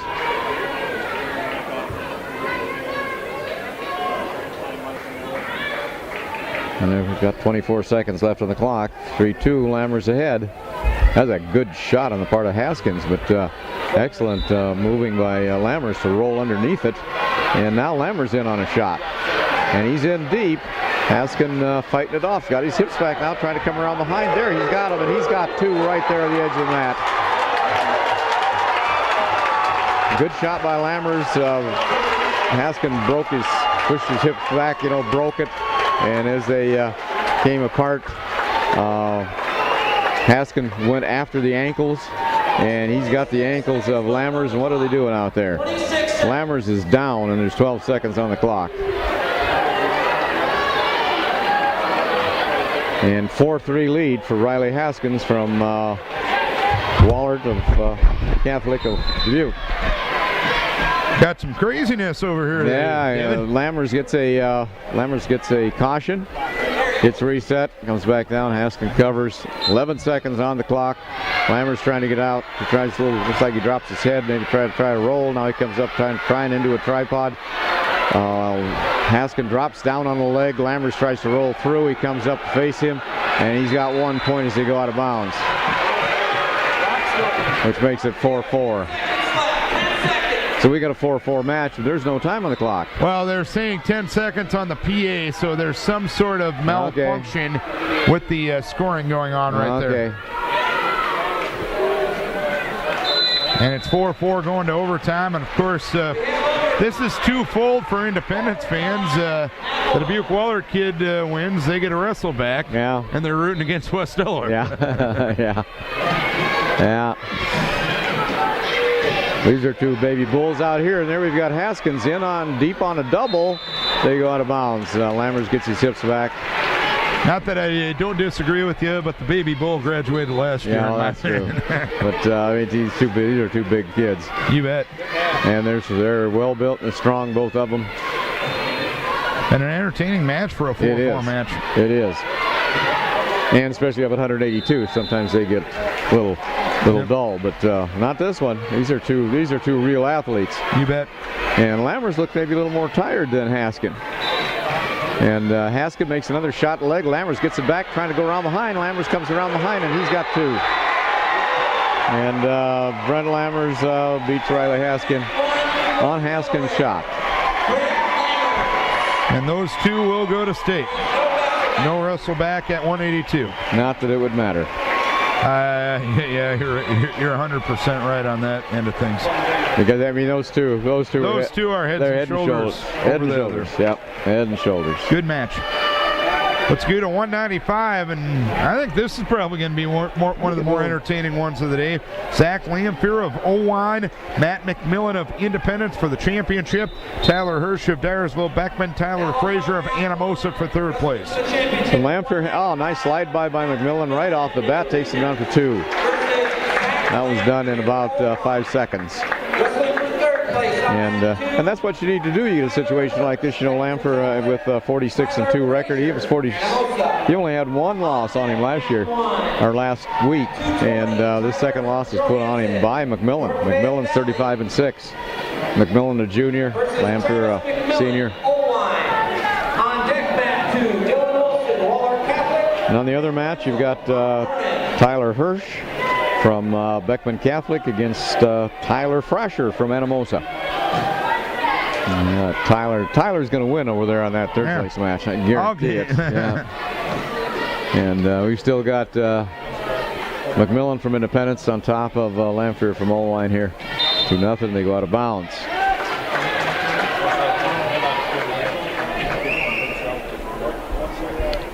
And no score yet here on the 3rd place match between Frazier of Anamosa and Hirsch of Dyersville Beckman. And that Frasher kid from Anamosa gave Lamphere a good match, 3-1 last round. So.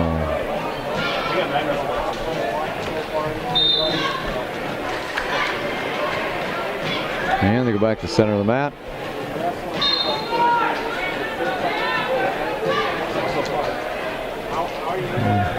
We've got nothing over here between Hirsch and Frasher. And 2-1 with an escape by Lamphere on the 1st place match. Lamphere like to do a slide by. He tried it all, practically the whole match against Frasher before he got it. Tried it several times against McMillan. I'm feeling McMillan probably knows what's coming. And Lamphere dropped down, looked like looking for an ankle. McMillan stepped back nicely.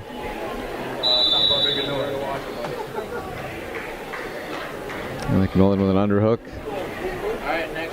No score at the end of the 1st period over here, as Hirsch and Frazier, Dyersville Beckman and Anamosa going at it at 195. 2-1 here at the end of the 1st period. McMillan over Lamphere. McMillan starts down. Lamphere covers.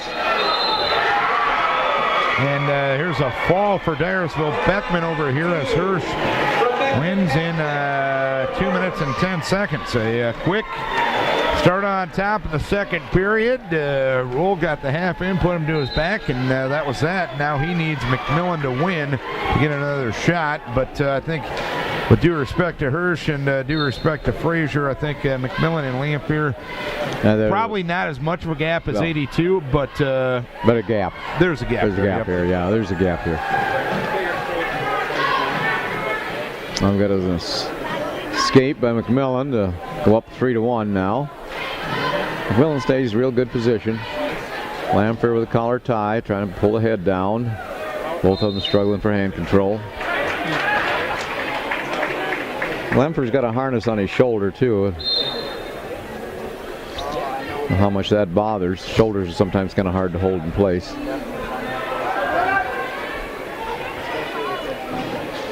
Scientific analysis from Dave Momdell. Yeah, well. Yeah, it's a bad place for injury. It's kind of hard to tape that together. So, but it doesn't seem to bother him. He's working hard for inside control. Got the collar tie on now, Zach Lamphere. McMillan has the wrist control. Then go out of bounds.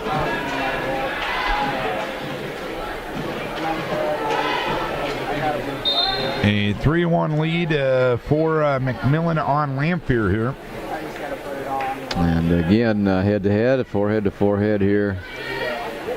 Again, McMillan, good position. Maintaining hand control. A little shot by Lamphere, but from a long ways away. Lamphere drops down to a knee. Tries to slide by again. Lamphere controlling that wrist. Or McMillan, rather. It's hard for Lamphere to get a shot in with that wrist controlled. 15 seconds left, second period. 3-1 lead for Matt McMillan, Independence.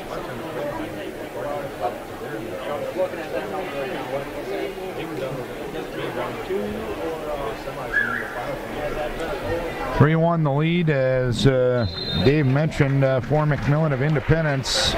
6 losses of the year. Lamphere with only 2, 1 coming to McMillan. And Lamphere's going down. Start the third period.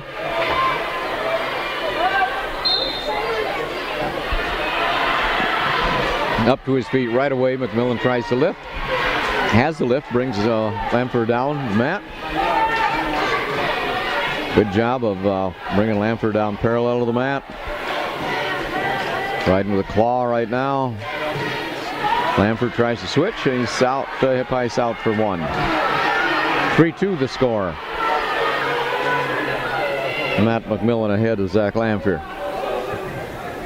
And that's that first period take. Quick first period takedown right off the whistle. And it just goes to show you how important that is to get that right off the bat, because it's been a pretty even match since then.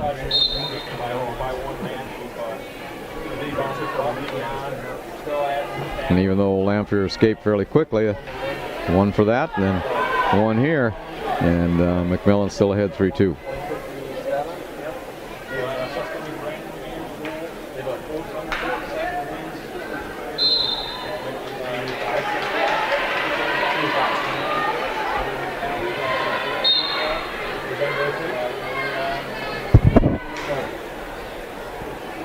Minute left. Third period, finals match. 195 pounds. Both boys looking for inside control. Lamphere with the collar tie. They break loose.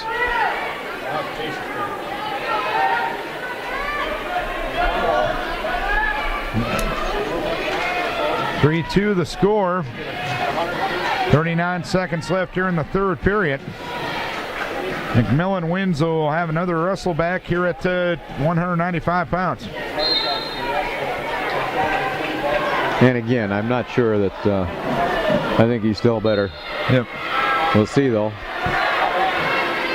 26 seconds left. Lamphere put a lot of pressure. McMillan holding position. Lamphere make kind of a half shot at the leg. 14 seconds left here in the period. Lamphere drives McMillan out of bounds. McMillan's going to have to be a little careful about stalling, but here again, it's only 11 seconds left. Has either man been warned yet? Nope. Okay. Lanphier looking for the big move here with 4 seconds left here in the period. McMillan hanging his hips back. That's going to happen. Lanphier tried a little throw right there, the whistle, but McMillan just stepped into it. Nothing happened. 3-2. Good match. Yes, it is. McMillan. And now Lanphier will have to wrestle back with Hirsch at 195. Let's move up to 220 pounds here this afternoon. Another matchup, North Fayette Valley and Owine. Tyler Johansson only lost once this year.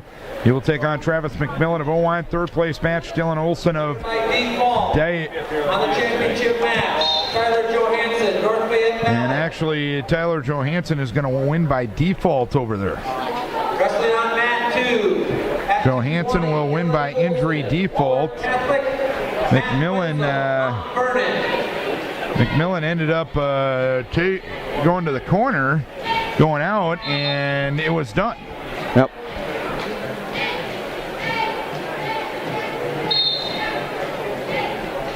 And I think Johansson beat him pretty good last weekend. Yeah.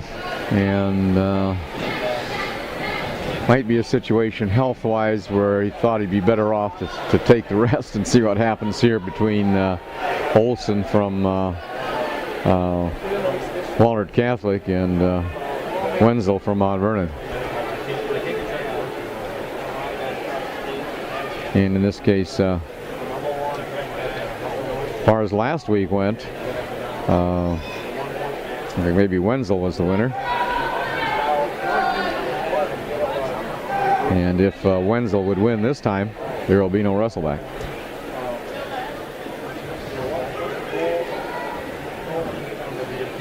Pushing at the edge of the mat. Wenzel dropped in on a leg there, but was out of bounds. Just taking care of some social media responsibilities here, Dave, okay. so that's why I'm not ignoring you. Oh, it's all right. We got just one mat going, so. And they're heavyweight, so the action isn't exactly too fast and furious here, but we've got Wenzel from Mount Vernon with his head in Dylan Olson, Walnut Catholic's shoulder. And we have wrestlebacks at 113, then 126, 132, 138, 152, 160, and 195. We will go in that order, so please stand ready. So Tyler Johansson, your champ here at 220, as we talked about earlier. Yeah, and there we've got a shot on the leg by Matt Wenzel from West Union, but time ran out. Or from Mount Vernon, for that matter. Yeah. Didn't I say Mount Vernon? You said West Union. Oh, no. I'm sorry. Mount Vernon. I'm just glad I'm perfect so I can make fun of those of you that aren't. Yeah. You haven't corrected me here in the last 5 minutes because I haven't talked much the last 5 minutes. Well, we got Olson from Walnut Catholic on the bottom here. Wenzel Wenzel from Mount Vernon riding pretty heavy on top.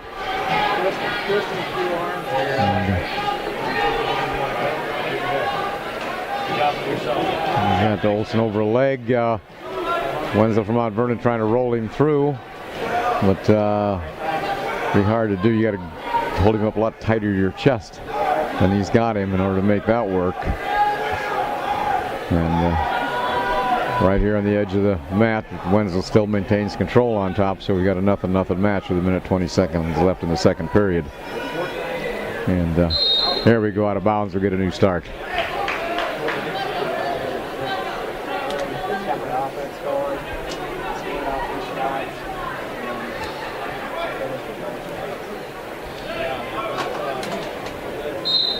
And here Olson stands up, gets to his feet, trying to establish hand control. Wenzel locks in behind, tries to trip him. Very poor technique, and Olson comes out to face him, makes it 1-0. Dylan Olson from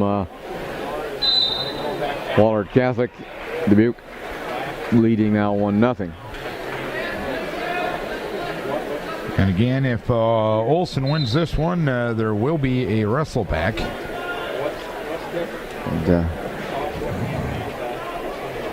I would imagine that Travis McMillan from Allwine will suddenly get healthy. Yeah.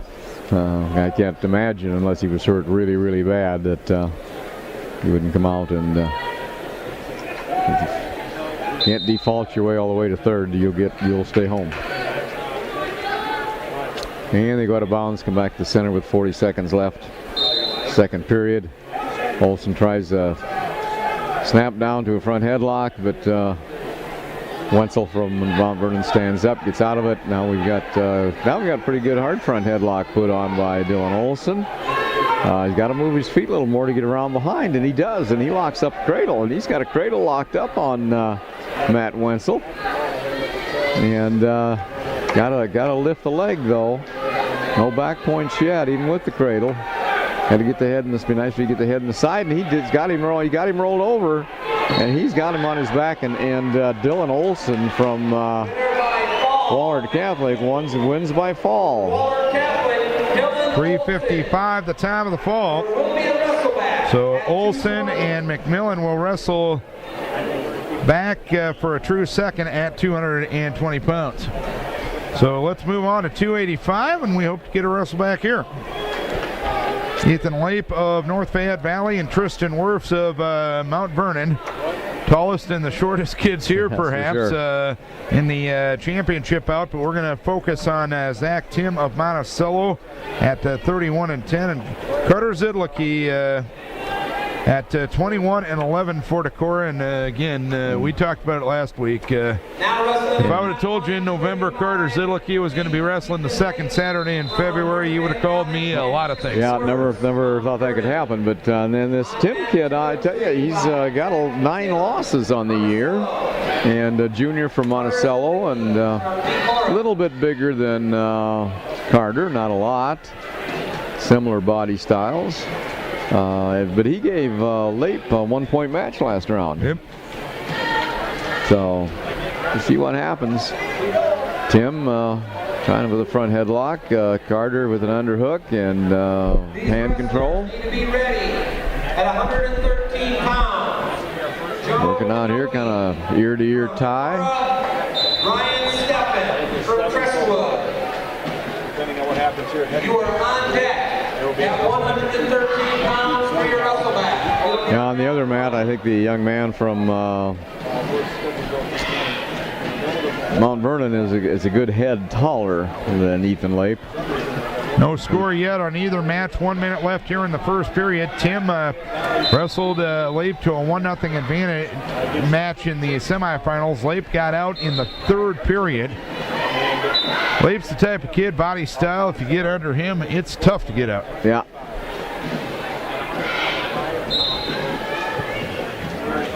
And there it looks like Wirfs from Mount Vernon tried a double leg shot, but it's pretty hard to get under Lape.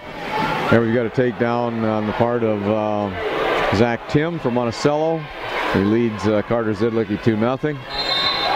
And there's a fall for Ethan Lape from North Fayette Valley over Tristan Wirfs from Mount Vernon. It takes a whole minute 29 to get it done.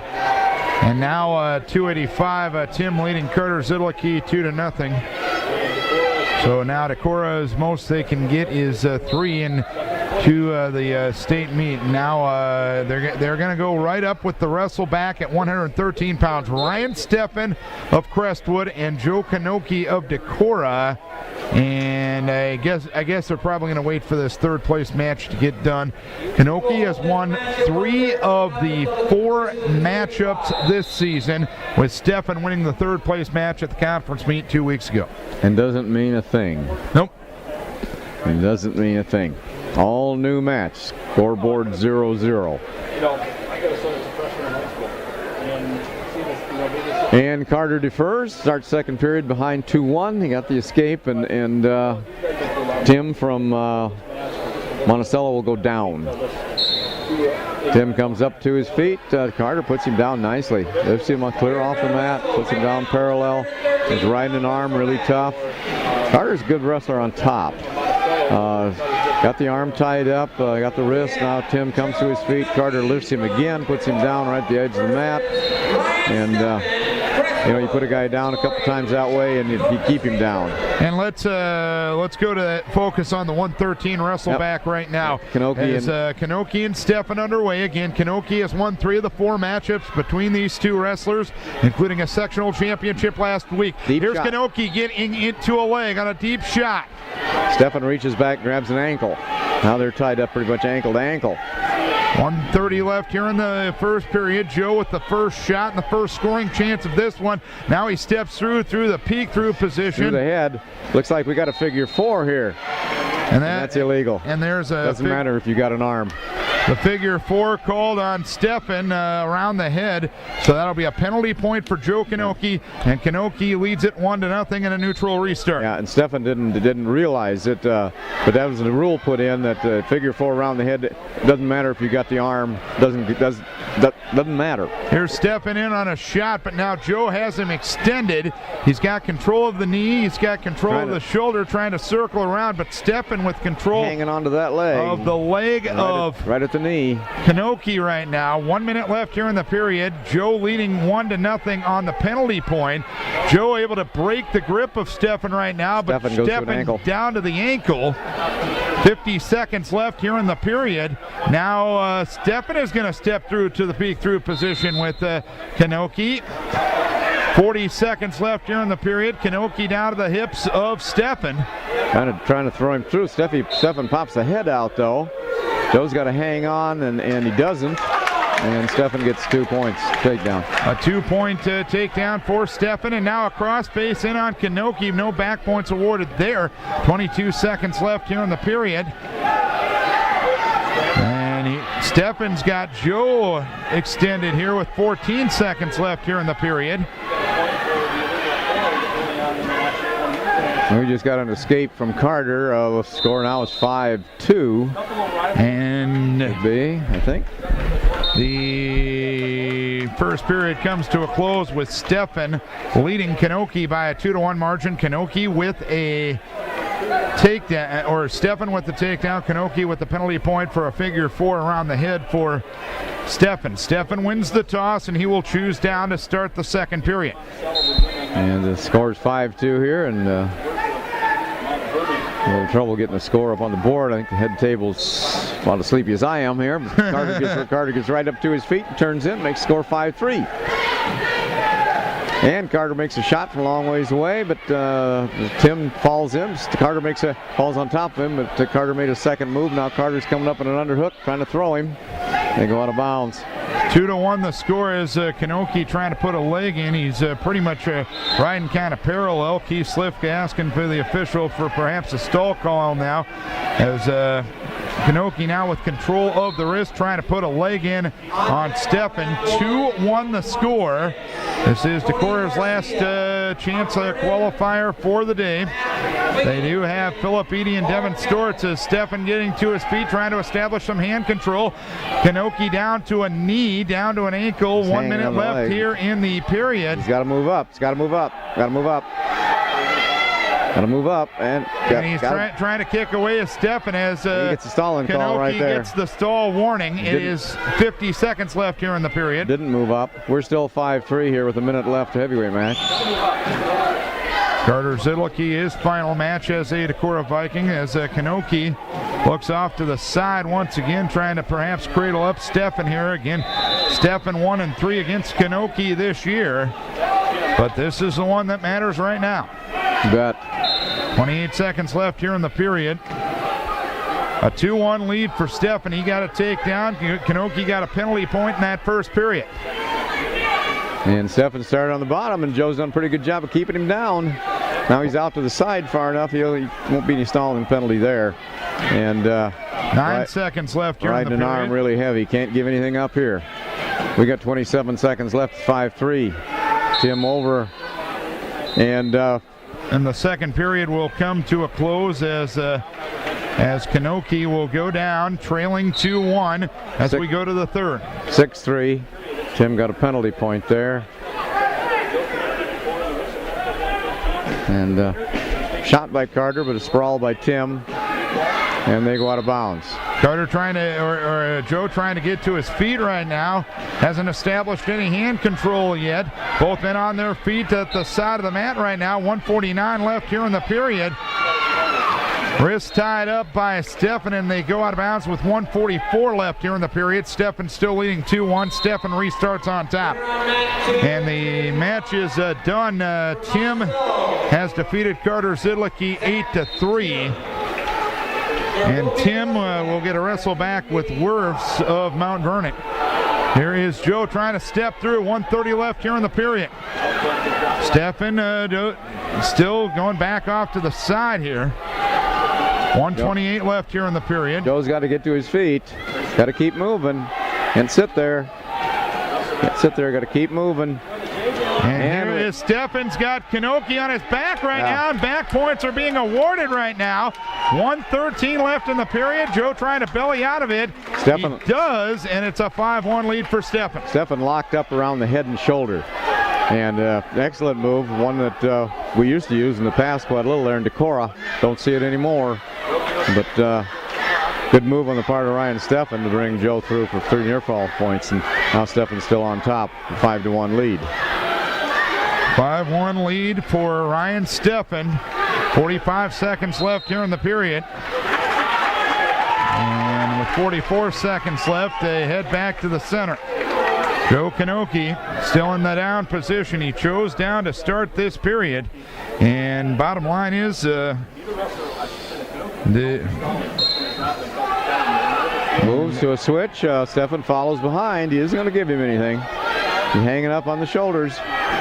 Hanging up on the shoulders, and Joe's going to stop moving here.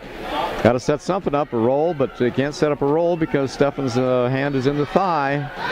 27 seconds left here in the period. And Steffen comes around behind. He's got that claw ride with a thigh block, and really hanging on that claw really hard. And Ryan Steffen, just a freshman. Joe Kanoki, a junior, and Ryan Steffen is going to be a state qualifier as a freshman for the Crestwood Cadets, and a fine season for Joe Kanoki. Unfortunately, going to come to a close here today. Steffen wins it by a 5-1 margin. You got a feel for Joe. You know, this is second, third place in districts. Yeah. Same thing last year, and a tough match last year and a tough match today. But that head and arm that he had tied up looked true to his back, like, you know, that 3-point move there. Hard to overcome in a tight match. Exactly. 5-1 the score, and Ryan Steffen on to state for the Crestwood Cadets. And we have another matchup here at 126 pounds here today. Our next wrestleback, this is Matt Wigington of Dubuque Wahlert and Tony Garcia of Mount Vernon. So Decorah going to have 2 kids going to the state tournament. Yep. Philip Eady at 106 and Devin Stortz at 126 here this afternoon. Yep, well, I thought maybe we'd get 4 through, but Kanoki came close. But let's be honest, we thought we'd get 4 through last weekend. That's true. Too, so. We had 2 more last week, 2 fewer this week. But again, Joe wrestled a match with a kid that has beat him before, and Steffen had to hand it to him. He took it to him and did it again. Well, and I just remember, any time you're going to have a Decorah Crestwood matchup at this time of the year, you're going to have 2 familiar opponents. I just go back to, I believe, when Anthony Habel made it as a sophomore, he wrestled Nick Hagan. Well, unfortunately, Nick's no longer with us, killed in a tragic car accident a year after he graduated, but Hagan had beaten Habel, I believe, 7 times that year. Yeah. And he won, Anthony won in the wrestle back in a district over at Charles City. That's what happens this time of year, and you give Ryan Steffen all of the credit for getting it done. Yeah, he went after it and took it to us. And that's what you have to do this time of year. That's one reason why I was kind of glad to see Devin Storts get somebody else in the finals other than Slivka. Now, he's handled Slivka pretty well, but boy, it gets old after a while, and he did a good job with the kid he did get. So and that's always going to be the case because Decorah and Cresco are going to wrestle each other a lot. I mean, and you know what? They should wrestle each other a lot. Same conference. Same conference. We're in their tournament, as we should be, and as we always have been for many, many years. And unless they would split the sectional somewhere different like they did this year with moving New Hampton to the west. If they come over another town or two, we'll be with them, or unless we go to 3A. And so that's always going to be a possibility with Decorah. It's probably going to happen, I'd guess, maybe once or twice every 10 years. You're going to have one Saturday as compared to two. But let's focus on the two kids that Decorah will have going. Philip Eady at 106. Again, we touched on it earlier. Bottom line is he's had some good kids to face. If you come out of 106 in this area, you have to have a feeling that they will not see anybody much better than you've seen to this point. Noah Fye, who I understand won his district, and Millage are two really good 6-pounders. Yep. And I believe Fye's only loss other than to Millage in the conference championship, if I'm not mistaken, is it a Clarion Goldfield kid? Yep. At a defending state finalist, or was he a state champ? No, his older brother, or his bigger brother, was a state champ for twins, and Portillo's, and he lost to him. So that's and to Millage. That's it.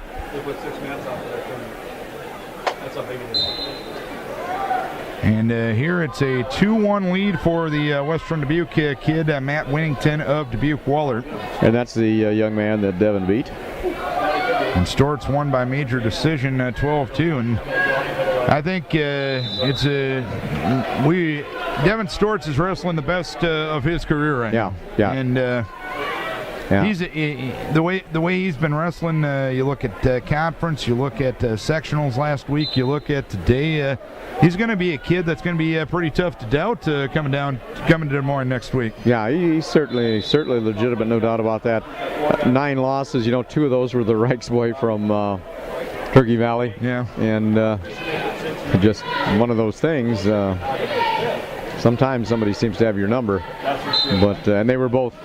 I wouldn't say they were flukes. I don't want to take anything away from the Reichs kid. And Tom unfortunately lost his wrestle back today, so don't believe that Turkey Valley will be sending anybody to state this year. Yeah. Well, even while Reichs was beating Devin, I really thought that Devin may be the superior wrestler, but Reichs could always catch him. Yep. Could always catch him, and he did. And we even went up a weight to get even in the Decorah tournament, and he got stuck. Same thing happened. But we won't meet him in the state tournament. Nope. Exactly. But sometimes when you look at the process of a season, sometimes you need those early losses to teach yourselves perhaps a lesson or two. A wake-up call. A wake-up call, or maybe some kid is going to show you something technically that you don't do very well that you can improve on and you can get better at. And in the big picture, again, this is what matters this time. It's like that hidden arm roll through that Stefan did there on Joe. I don't think we teach that anymore, and consequently, maybe he's never seen it. Yeah. And he certainly didn't look like he knew what to do. And I'll have to hand it to Cresco and Stefan for using it. He was there. Take it. We're at 126 right now. This is Dubuque-Wahlert's Matt Winnington with a 2-1 lead on Tony Garcia of Mount Vernon. So here's a reversal for Garcia, and he now leads it by a 4-1 margin, I should say, with at the end of the second period. So, bless you, David. Yeah, thank you. Got quite a few wrestle backs here this afternoon.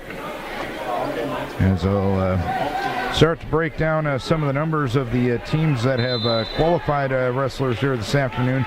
The other wrestlebacks, the next one will be a Independence Mount Vernon matchup. Then we'll have Trey Pekanowski of Crestwood taking on Jared Kerr of North Fayette Valley.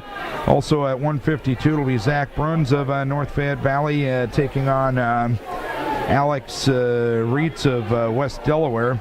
At 160 pounds this afternoon, it'll be Andrew Turner of Dubuque Wahlert and Austin Bishop of West Delaware. 195 will be the next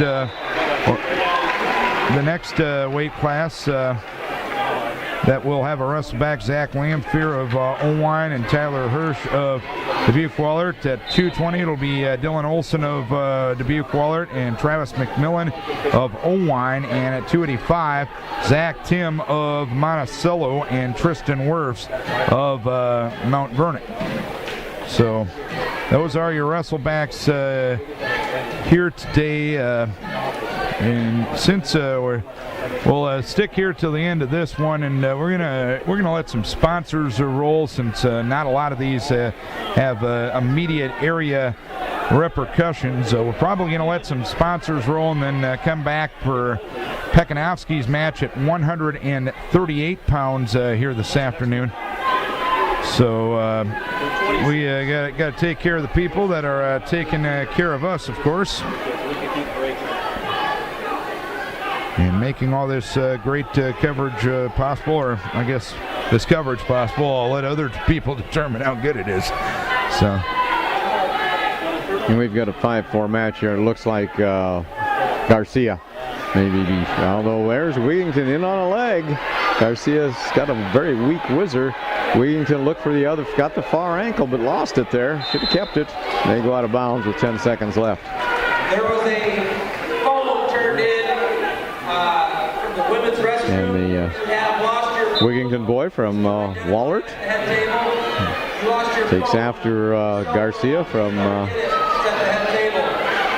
Mount Vernon. Garcia's backing up, gets a stall warning. He doesn't care. Time's up. So Garcia from Mount Vernon, the champ a week ago, wins 5-4. And he's moving on to state. We're going to let some sponsors roll here and be back with more coverage from the... And he was the boy that got into the finals. So yep. And through. Coverage from the district wrestling tournament here at Independence.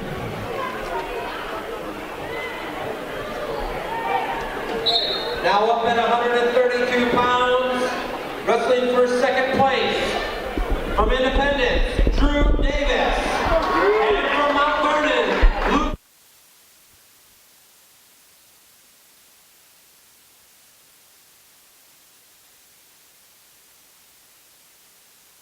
Crestwood, one result we didn't get to you. Drew Davis of Independence winning by decision over Luke Muller of Mount Vernon, winning by decision and getting on to state. And Trey Pekanowski for the Crestwood Cadets, trying to become their 6th qualifier today. He is wrestling here at 138 pounds, trying to defeat Kerr from North Fayette Valley.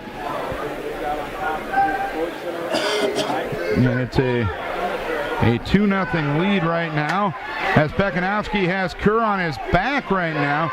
He's got a couple of looking to make this number 6 qualifier for the cadets.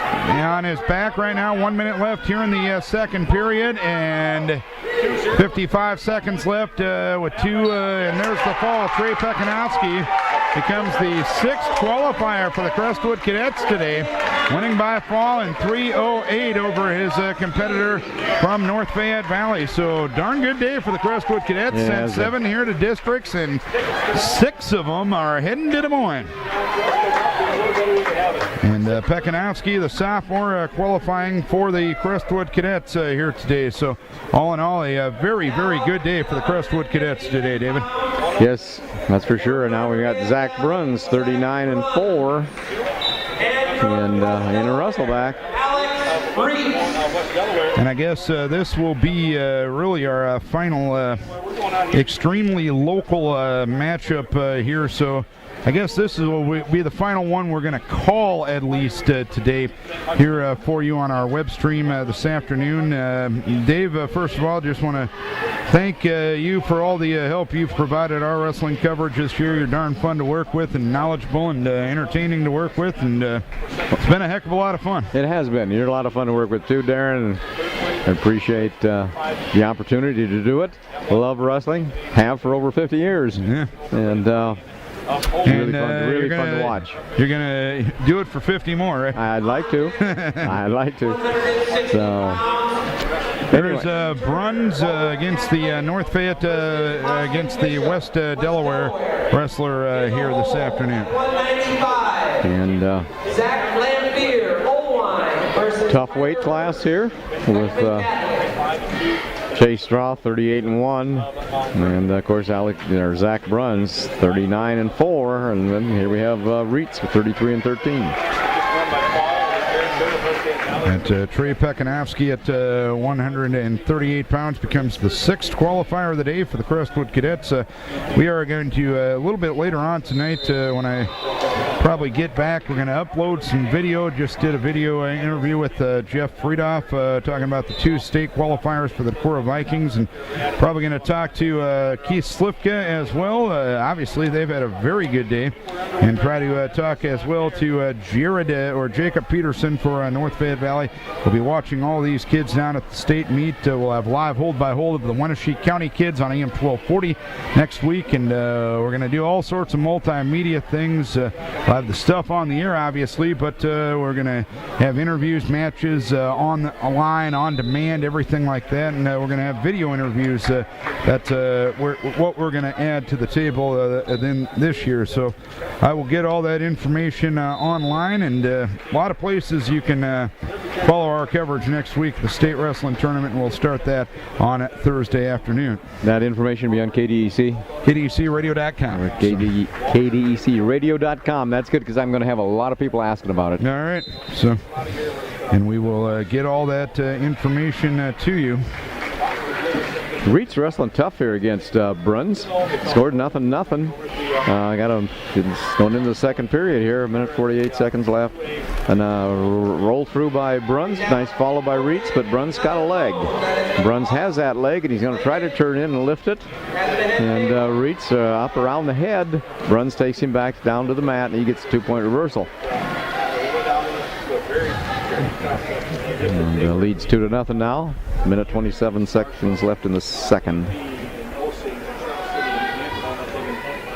So the Crestwood Cadets with 6 qualifiers to this point. Independence has 4 qualifiers. Drew Davis winning. Decorah with 2 qualifiers. West Delaware with 2. And North Fayette Valley trying to get their 4th qualifier here with Zach Bruns. Bruns leading by a 2-1 margin with 1 minute left here in the second period. Joe Kanoki for the second year in a row for Decorah, a 3rd place finish here at the district meet. Well, there's some comments a little later on from Coach Friedoff about that. But again, you obviously wanted more if you were Decorah this year, but you got to appreciate the fact that you still got 2 going. Yep. Get some kids down state tournament. Now we got to work for a place down there, and I think the 2 kids who were sending down are perfectly capable of placing. And 2 underclassmen too. Yep. And you bring a couple state places home to the Decorah Wrestling Room for next year. That's always a boost. Bruns still leading by a 2-1 margin. I'll let you take care of this one, because I got to do the real job here, David. Okay, get your. Anyway, we got Bruns. Looks like they're coming underneath here. Still, it's 2-1. Escaped by Reitz. Bruns didn't get a takedown there at the end, and we're down to the last second, and we're going into the third period with Zach Bruns ahead 2-1.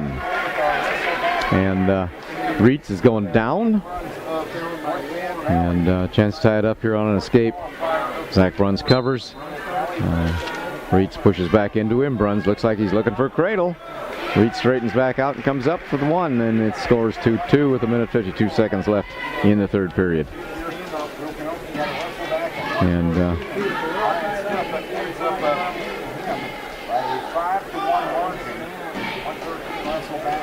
So, minute 38 left. This Reed's kid from West Delaware is not backing off one bit. He's a senior, 33-13 record. Zach Bruns, 39-4, both seniors. Bruns has had a good record over the years, and I'll give the Reed's kid a lot of credit, even though he's got 13 losses on the year. He's tough, and he just threw Bruns out of bounds, but no points. Double almost 3 times as many state qualifiers. So, and if Bruns wins here, it will be 3 times as many state qualifiers. man, a little surprised. Zach Bruns was conference champ, 160 pounds, down 152 here for districts, and then looking at the 160-pound weight class with Jake Jewell and Andrew Turner, that's pretty tough weight. So maybe this is the place where he should be. And another Reed throw out of bounds, which didn't score points. So it's still tied up 2-2. 56 seconds left.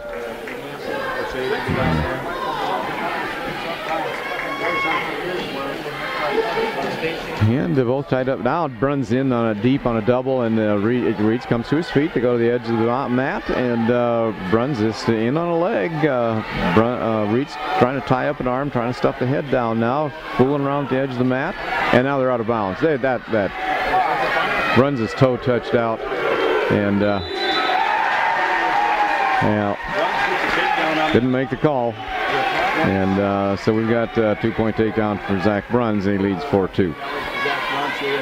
The same referee, as we saw earlier, he watches the action instead of watching the feet. And Reed's to his feet, breaks the hands, turns in. Bruns kind of drops on a leg, but Reed escapes for 1. It's 4-3 now. Bruns ahead. Reed drives him out of bounds, and there's 10 seconds left. 10 seconds left in the clock. If he wins, you got to circle, you got to fight and circle.